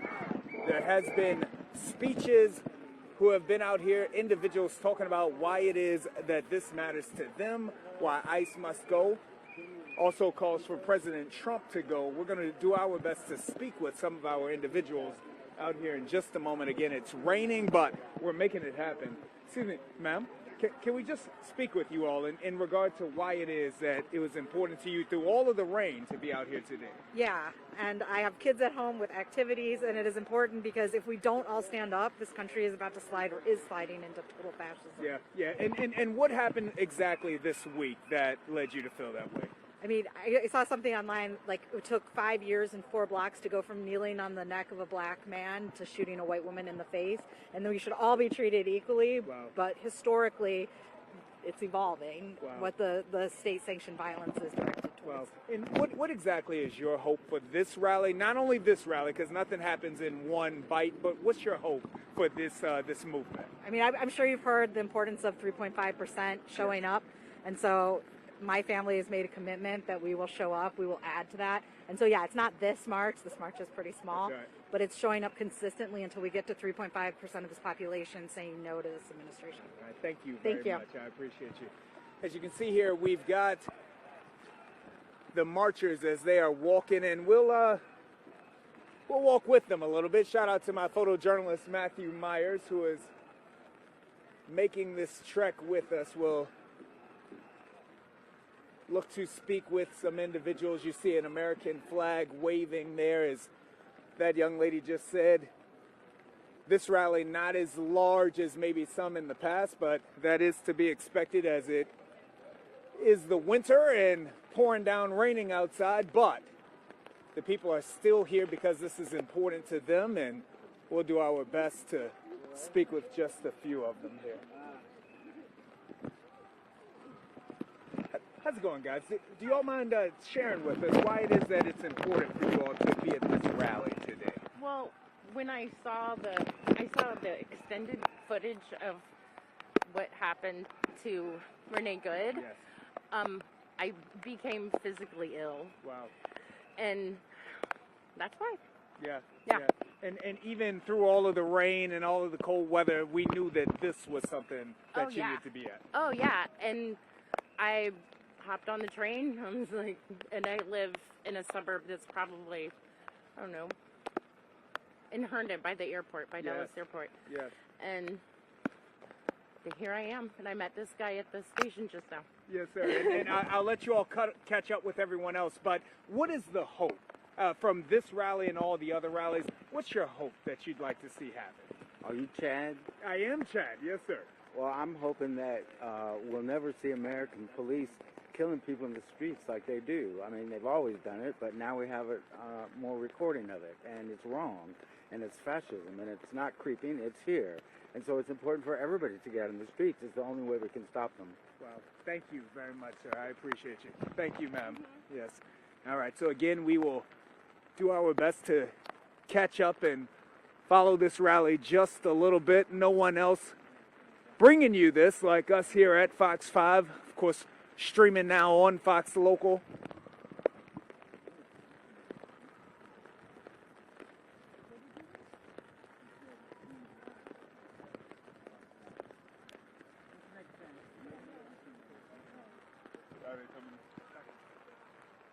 Where is it? You want to wait for him?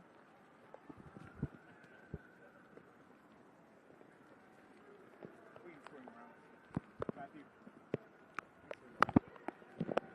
It's the protest. They're going to walk around the block and come back. We'll see if we can speak with ladies. I'm going to let you all catch up. Just want to ask you all why it's important for you all to attend this rally. Because the country's out of control. There's no integrity anymore. There's no rule of law. and we have to do something. It's all I can think of to do. One of the questions that I'm asking everyone is, obviously these are less than ideal conditions to be protesting in, but you all are here anyway. What exactly was the moment that said, I need to be here, I need to have my voice heard?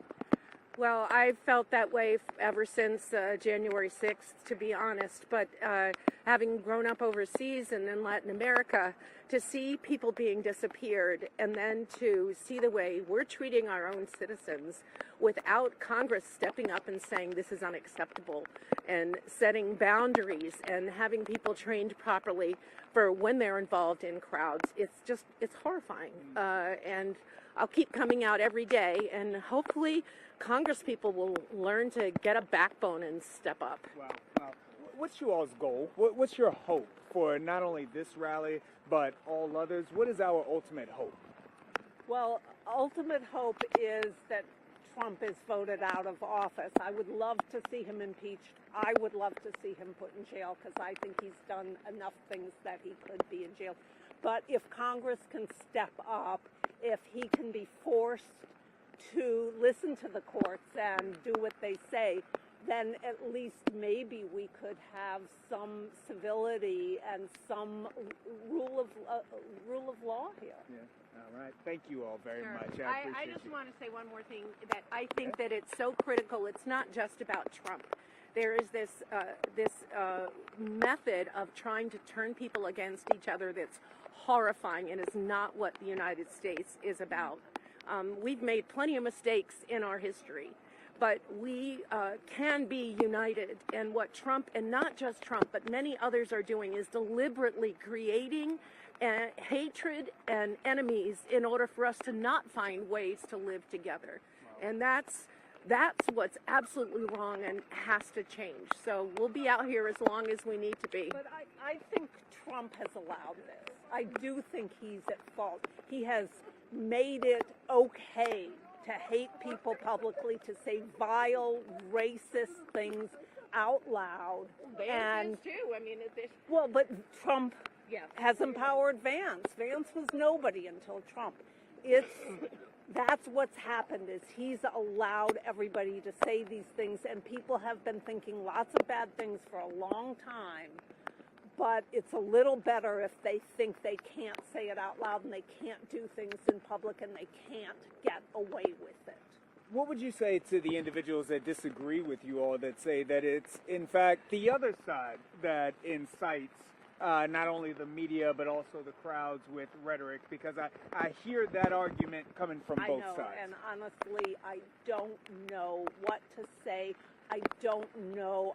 As Julia said, we're so divided, but I honestly don't know how. It's like people there, people on the other side, and nobody believes anyone else. Well, and my view from that, and maybe it's too Pollyanna, is we need to listen to each other and slow down.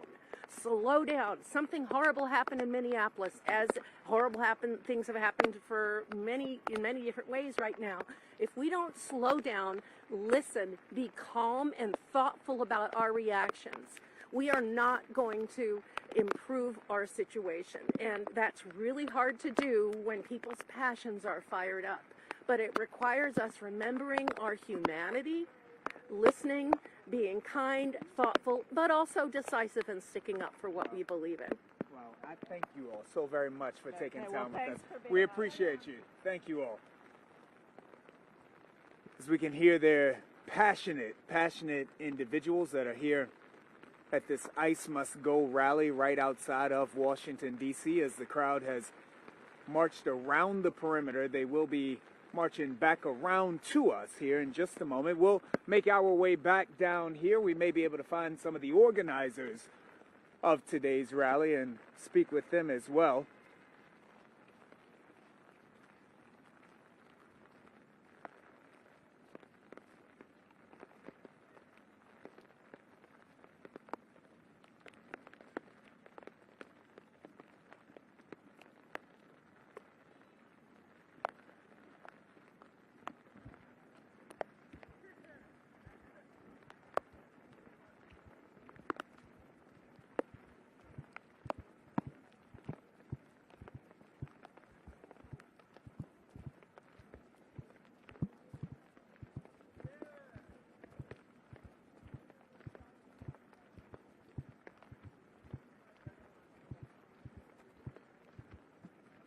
If you're just joining us, this is the ICE Must Go rally held right outside of the White House in Washington, D.C. Hundreds of individuals have gathered here today to speak and express themselves. How's it going, guys?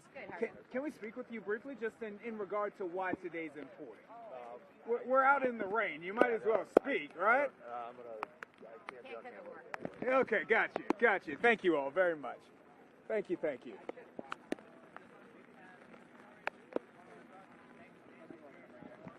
How are you all? Can we ask you all why today's important? Is that? Who you're with? Yes, ma'am. I'm with Fox 5 DC. Okay. So local. We're local. NBC, right? No, Fox. Oh, Fox. I'm sorry. Yeah. Fox 5 DC. Okay. Yes. Okay. The local Fox. Yes. Okay. So just today, obviously, hundreds of individuals have come out. Just an absolutely great cause, it looks like, of this rally. Why is today important? Well, we've got two rallies going on today. The one is to stop ICE terror, is to get ICE out of our cities because they are doing illegal acts. They are murdering people. They are endangering everybody. They should stop terrorizing our immigrants. Immigrants are welcome here in the United States. We are all immigrants when you look at it. And the second thing we're out here for is the U.S. out of Venezuela. Yeah. So this oil grab that he is doing is illegal. They should not be there. I just think that America needs to stand up for both of these and for all of the different reasons to make sure that we can get all of these people out of office as quickly as we can. It was an interesting week, to say the least. I know that it was on last Saturday morning, I believe, that we woke up with the news coming from Venezuela.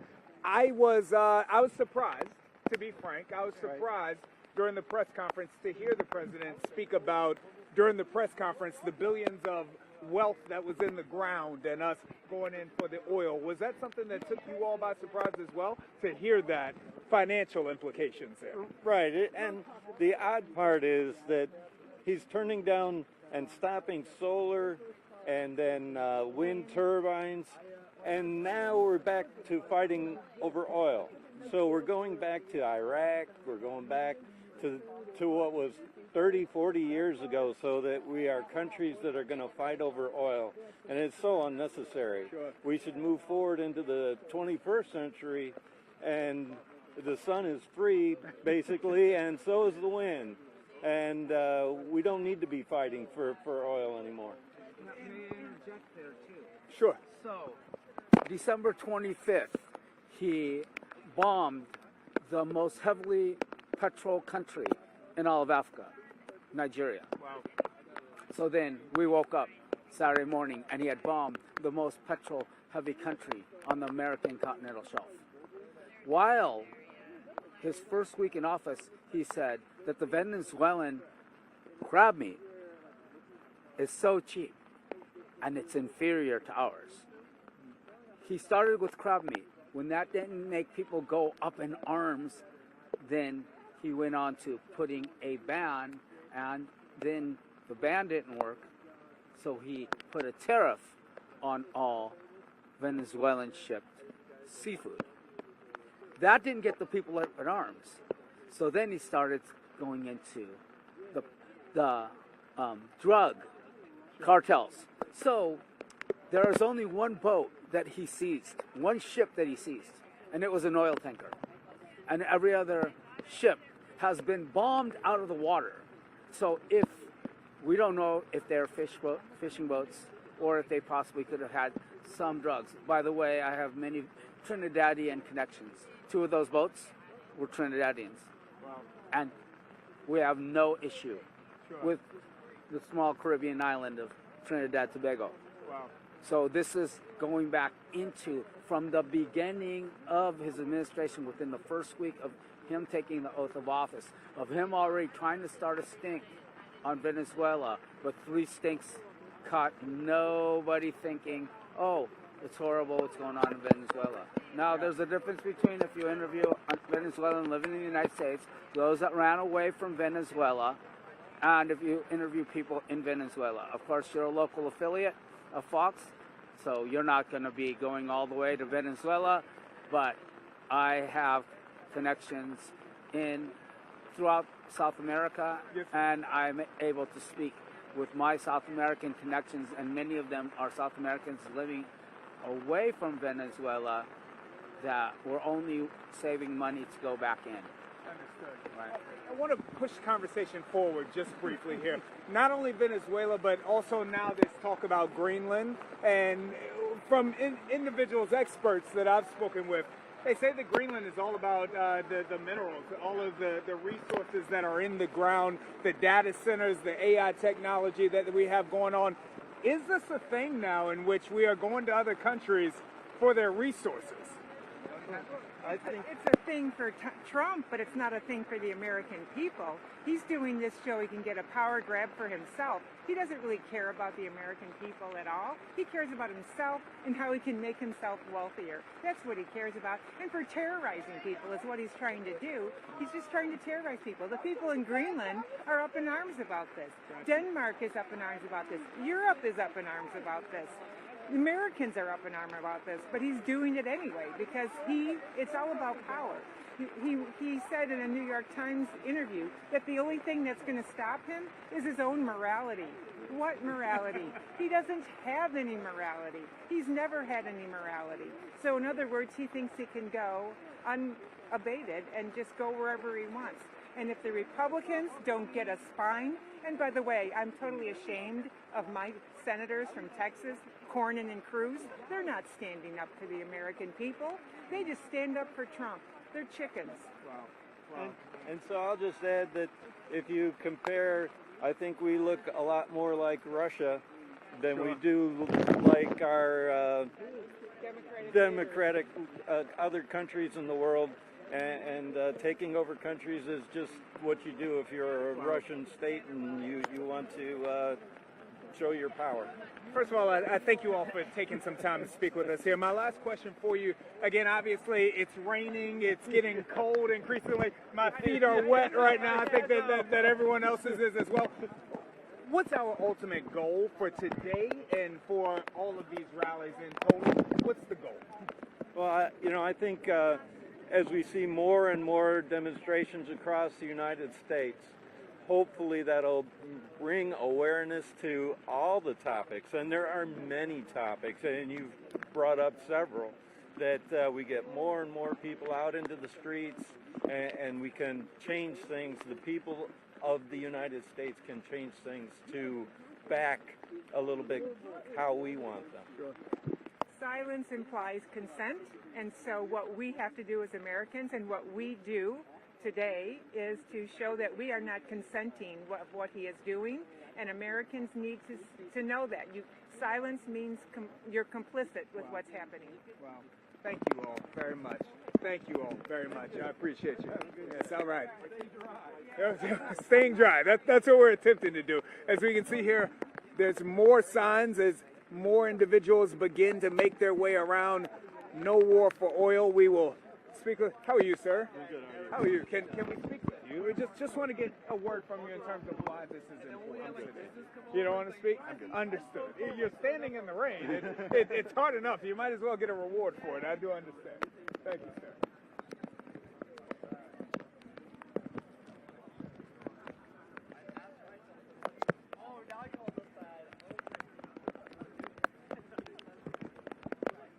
Hi, guys. Hey, what's your sign? Oh, this was okay. Well, it's double-sided. So Okay. If I were in a group. Okay. We are. Allow me to say we are streaming right now. I want to make clear. Okay, that's fair. Okay. I'll Good. let it speak for itself. Okay. In that case. Well, you can tell me still. Yeah, that's all right. I'll fumble it. I know it. Okay. All right, deal. Tell me this. It's cold. It's raining. Why are we out here today? You know, because it's important. Because we all know what the right thing is, and it's so easy to just talk about it and say that you care, but what are you doing if you're not showing up, right? And so I kind of feel like I'm not doing enough. I should be doing more. So I feel like showing up and showing face and being here is the least that I can do. It was quite a week in the news. Trust me, we work in a newsroom, so it's quite a week in the news. What events, which one in particular, led you to say I have to be here today? You know, it was actually someone handed me a flyer as I was coming out of the shop the other day, and so it was sort of that like their passion inspired me to show up. So yeah, it was just, I was actually supposed to be here at 1. I was running a little late. But, you know, figured, like I said, the least I can do is be here. So here we are. Thank you all Thank very much. you. I appreciate you. Appreciate you. Can we speak with you? Yeah, sure. Let's talk. Let's talk. What's your side say? No war for oil. All right. Tell me more about that. So, as we all know, the Venezuelan President Nicolas Maduro and his wife were illegally kidnapped and taken here to be put on trial for baseless claims that the government has already kind of backtracked on. They had said that he's been running a narco trafficking ring, but they brought that back. Now it's just a culture. But even if he was, still it's illegal on the base of it. If you think of, say, China just said, oh, we're going to indict Donald Trump, and now we have the right to go and invade, take them, and make them more applicable to our interests. No one here and no one across the country would accept that. So why do we accept that when we do it? Sure.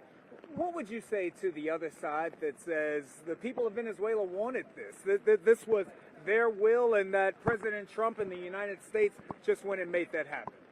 I don't doubt that there are Venezuelans that would want this.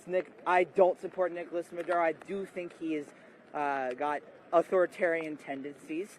But at the end of the day, we saw this same thing with Iraq. We saw the same thing with Afghanistan. There were people that wanted their dictators to be overthrown. But now we see that they're failed states, and there is a huge, we think we have a affordability crisis. Over there, they're basically fighting every day for electricity, food, and water. The same thing's going to happen to Venezuela. So even if there are people, and there are people that want Maduro gone, it's not going to make anything better. Well, what would you like to see happen next? I would want a fair trial for Nicolas Maduro and his wife, obviously. I don't think we're at the point that they're going to be released with enough pressure. I do think they could. We saw that back when the U.S. tried this with Nicolas Maduro's predecessor. He was back 48 hours after they tried to kidnap him. With enough pressure, I do think that Nicolas Maduro and his wife would be put back, and I think that is the right thing to do. Thank you so very much for you're your welcome. time. All right. Enjoy the rain and the wonderful weather that we have. You, sir, yes, I'd love to speak with you. I believe you were speaking up there. Yes, is that correct? You absolutely. gave a very impassioned speech. Thank you. What led you to be here today through the rain, through the pain, through the cold? Absolutely. You know, I'm the U.S. representative Washington, D.C., Oye Owolewa, and I think it's important for us as D.C. residents to stand up against what's going on in the Trump White House. President Trump launched a campaign on America First. Bombing Nigeria is not America First. Kidnapping elected officials from Venezuela is not America First. Threatening Greenland with annexation to the United States is not America First. And being here in D.C., ground zero of Trump's fascist agenda, I think it's really important for us to mobilize with other organizations, activists, to speak against his actions and hopefully change the agenda of the White House, or even find new elected officials to carry our country forward. As we look at the events of the prior week, when we look at Venezuela and we look at our potential interest in the oil, when we look at Greenland, our potential interest in the minerals, and the threat of taking Greenland, whether Denmark wants to give it up or not, as a U.S. citizen, as a citizen of right here in Washington, D.C., in front of the White House, how do you feel about those things? I feel terrible about it. I mean, as a child of immigrants, in a country where immigrants are being hunted down by ICE, we need to focus on improving the quality of lives of Americans. We should not be going to do regime changes in other countries and doing things that fly against our values. Bombing other countries because they don't get along with President Trump or they tweet against President Trump is not the way to do things in this country. And regardless of how people are aligned, whether they're Republican voters or Democratic voters, we could point at what's happening in this White House or the decisions being made and say, that's not what we stand for.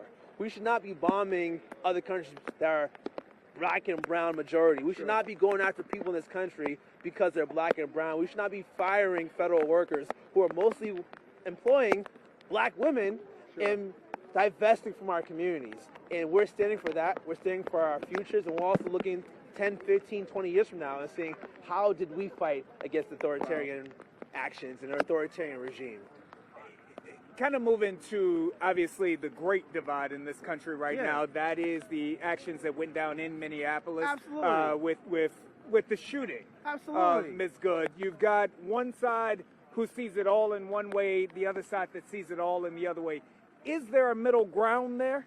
Well, absolutely. And right now we're seeing the erosion of public trust in police. I mean, 20 years ago, it's probably people that look like me and you that are talking about what's going on with law enforcement. But now we're seeing this Trump White House basically hiring anybody to join ICE. They're wearing masks, they're in unmarked vehicles, and they're coming out saying, we're here to arrest you, or we're here to provoke you, or we're here to antagonize you. And now we're seeing loss of life. Wow. Here in D.C., we have National Guard deployed. We're having ICE running down on people on scooters, and they're not even identifying themselves.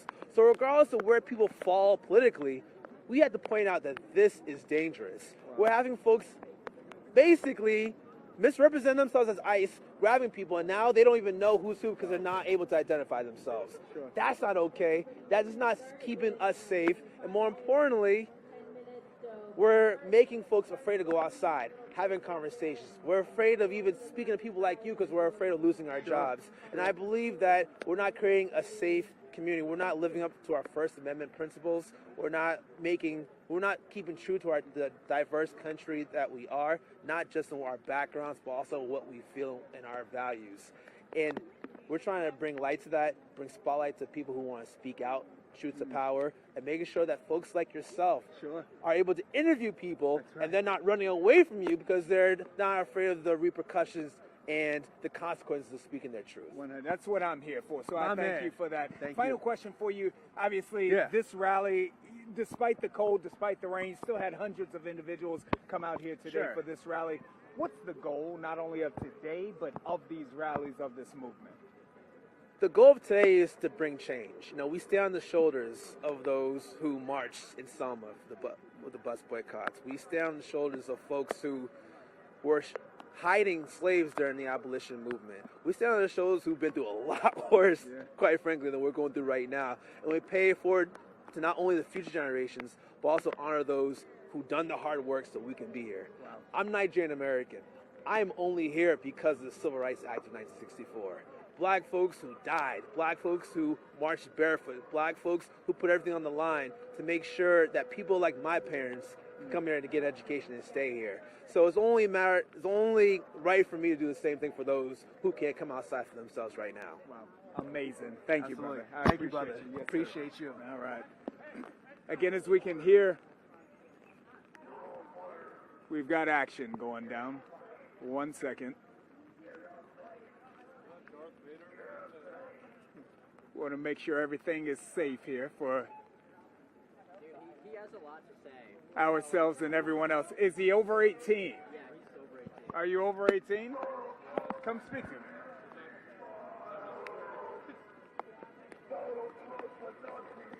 Okay. Sounds like that's a safe thing, not a danger. You're over 18, is that correct? Yes. What's your date of birth?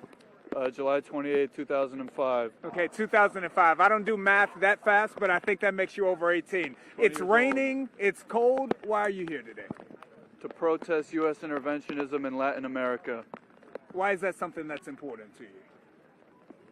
Because the well-being of all humans is important, even if I've never met them.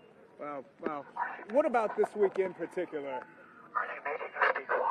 What? Can we just get it? The speakers are tripping me out here. Okay.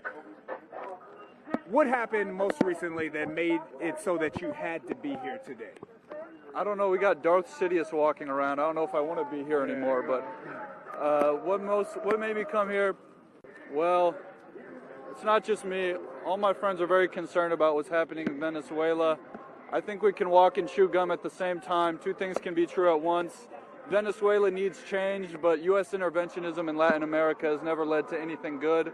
We're clearly in it for perverse reasons. if I'm using that word correctly. Sure, I like that. Was a great word. That's an SAT word. I didn't take the SAT, but yeah, I just don't think that the U.S. intervening. It's kind of distracting. I know. I have no idea what he's saying. Me either.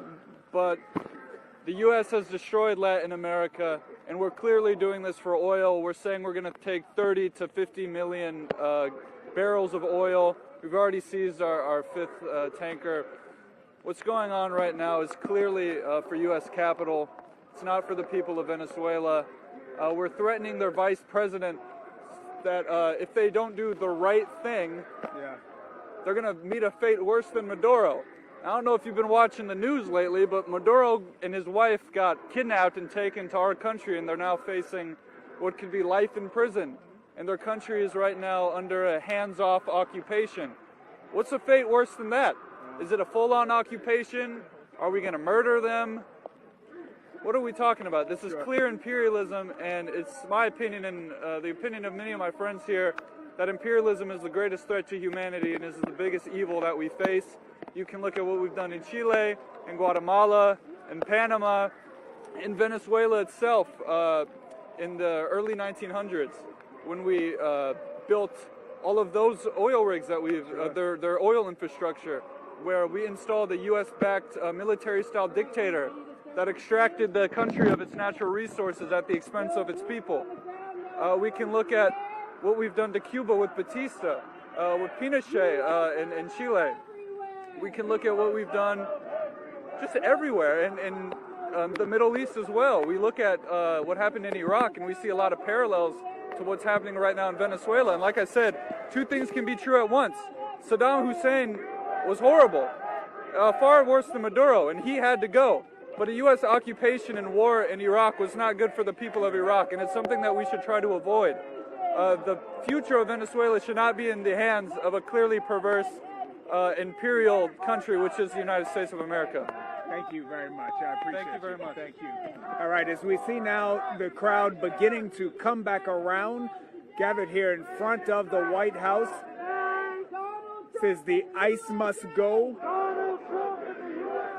Donald Trump must go rally being held right here in front of the White House.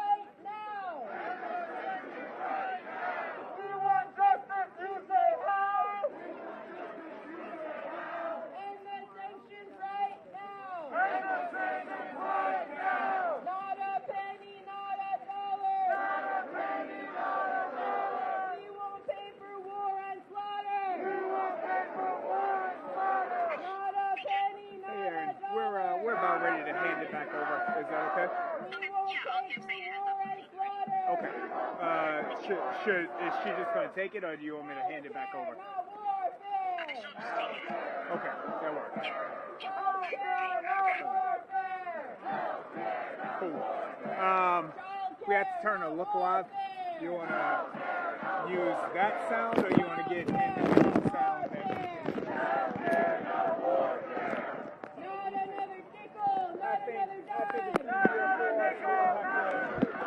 Scrub through everything if we. Not another nickel, not another dollar. Venezuelans, There was. crime.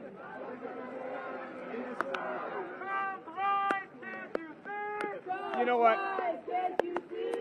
We'll scrub through that. We'll scrub through what we have because those people right there.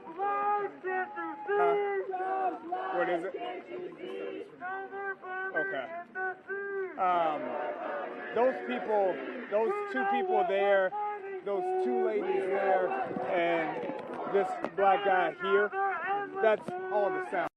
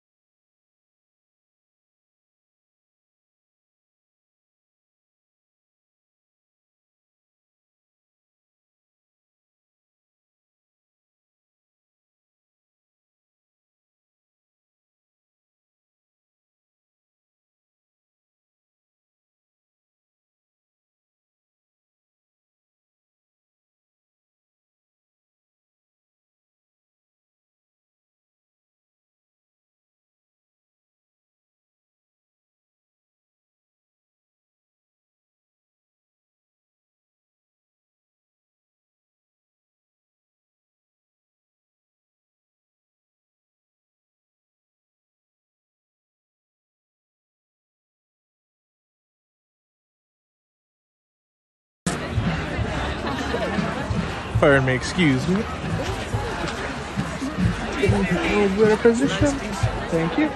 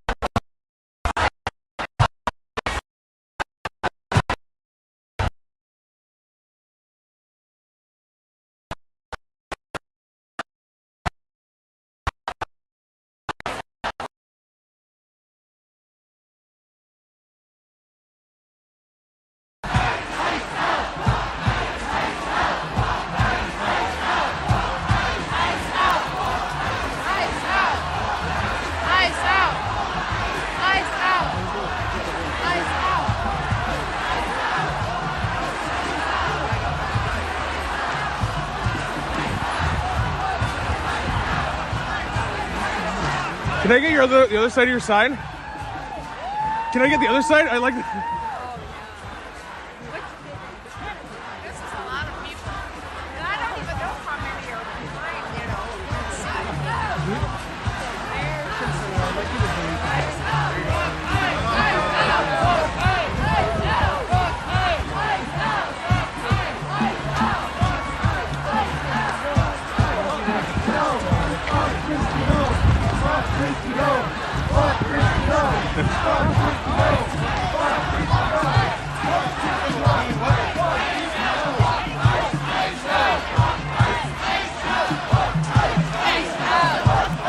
Ice out! Ice out! Ice out! Ice out! Ice out! Ice out!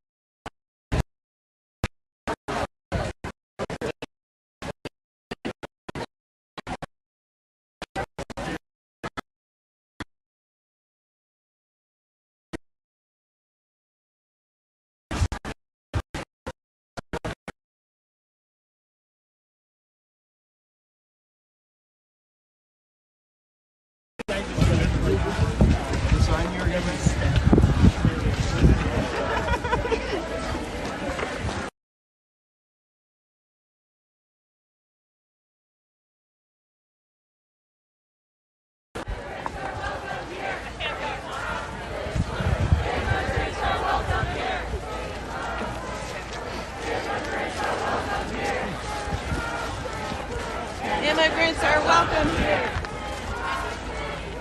Immigrants are welcome here. Immigrants are welcome here. Immigrants are welcome here. Immigrants are welcome here. Immigrants are welcome here. Immigrants are welcome here.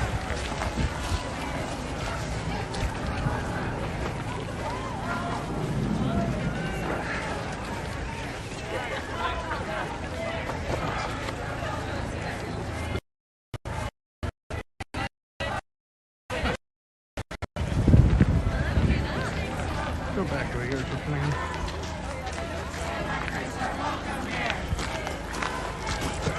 Immigrants are welcome here. Immigrants are welcome here. Immigrants are welcome here. Immigrants are welcome here. Immigrants are welcome here. Immigrants are welcome here. Immigrants are welcome here. Say it loud, say it clear. Immigrants are welcome here. Say it loud, say it clear. Immigrants are welcome here. Say it loud, say it clear. Immigrants are welcome here. Say it loud, say it clear. Immigrants are welcome here. Say it loud, say it clear. Immigrants are welcome here. Say it loud, say it clear. Immigrants are welcome here. Say it loud, say it clear. Immigrants are welcome here. Say it loud, say it clear. Immigrants are welcome here. Say it loud, say it clear. Immigrants are welcome here.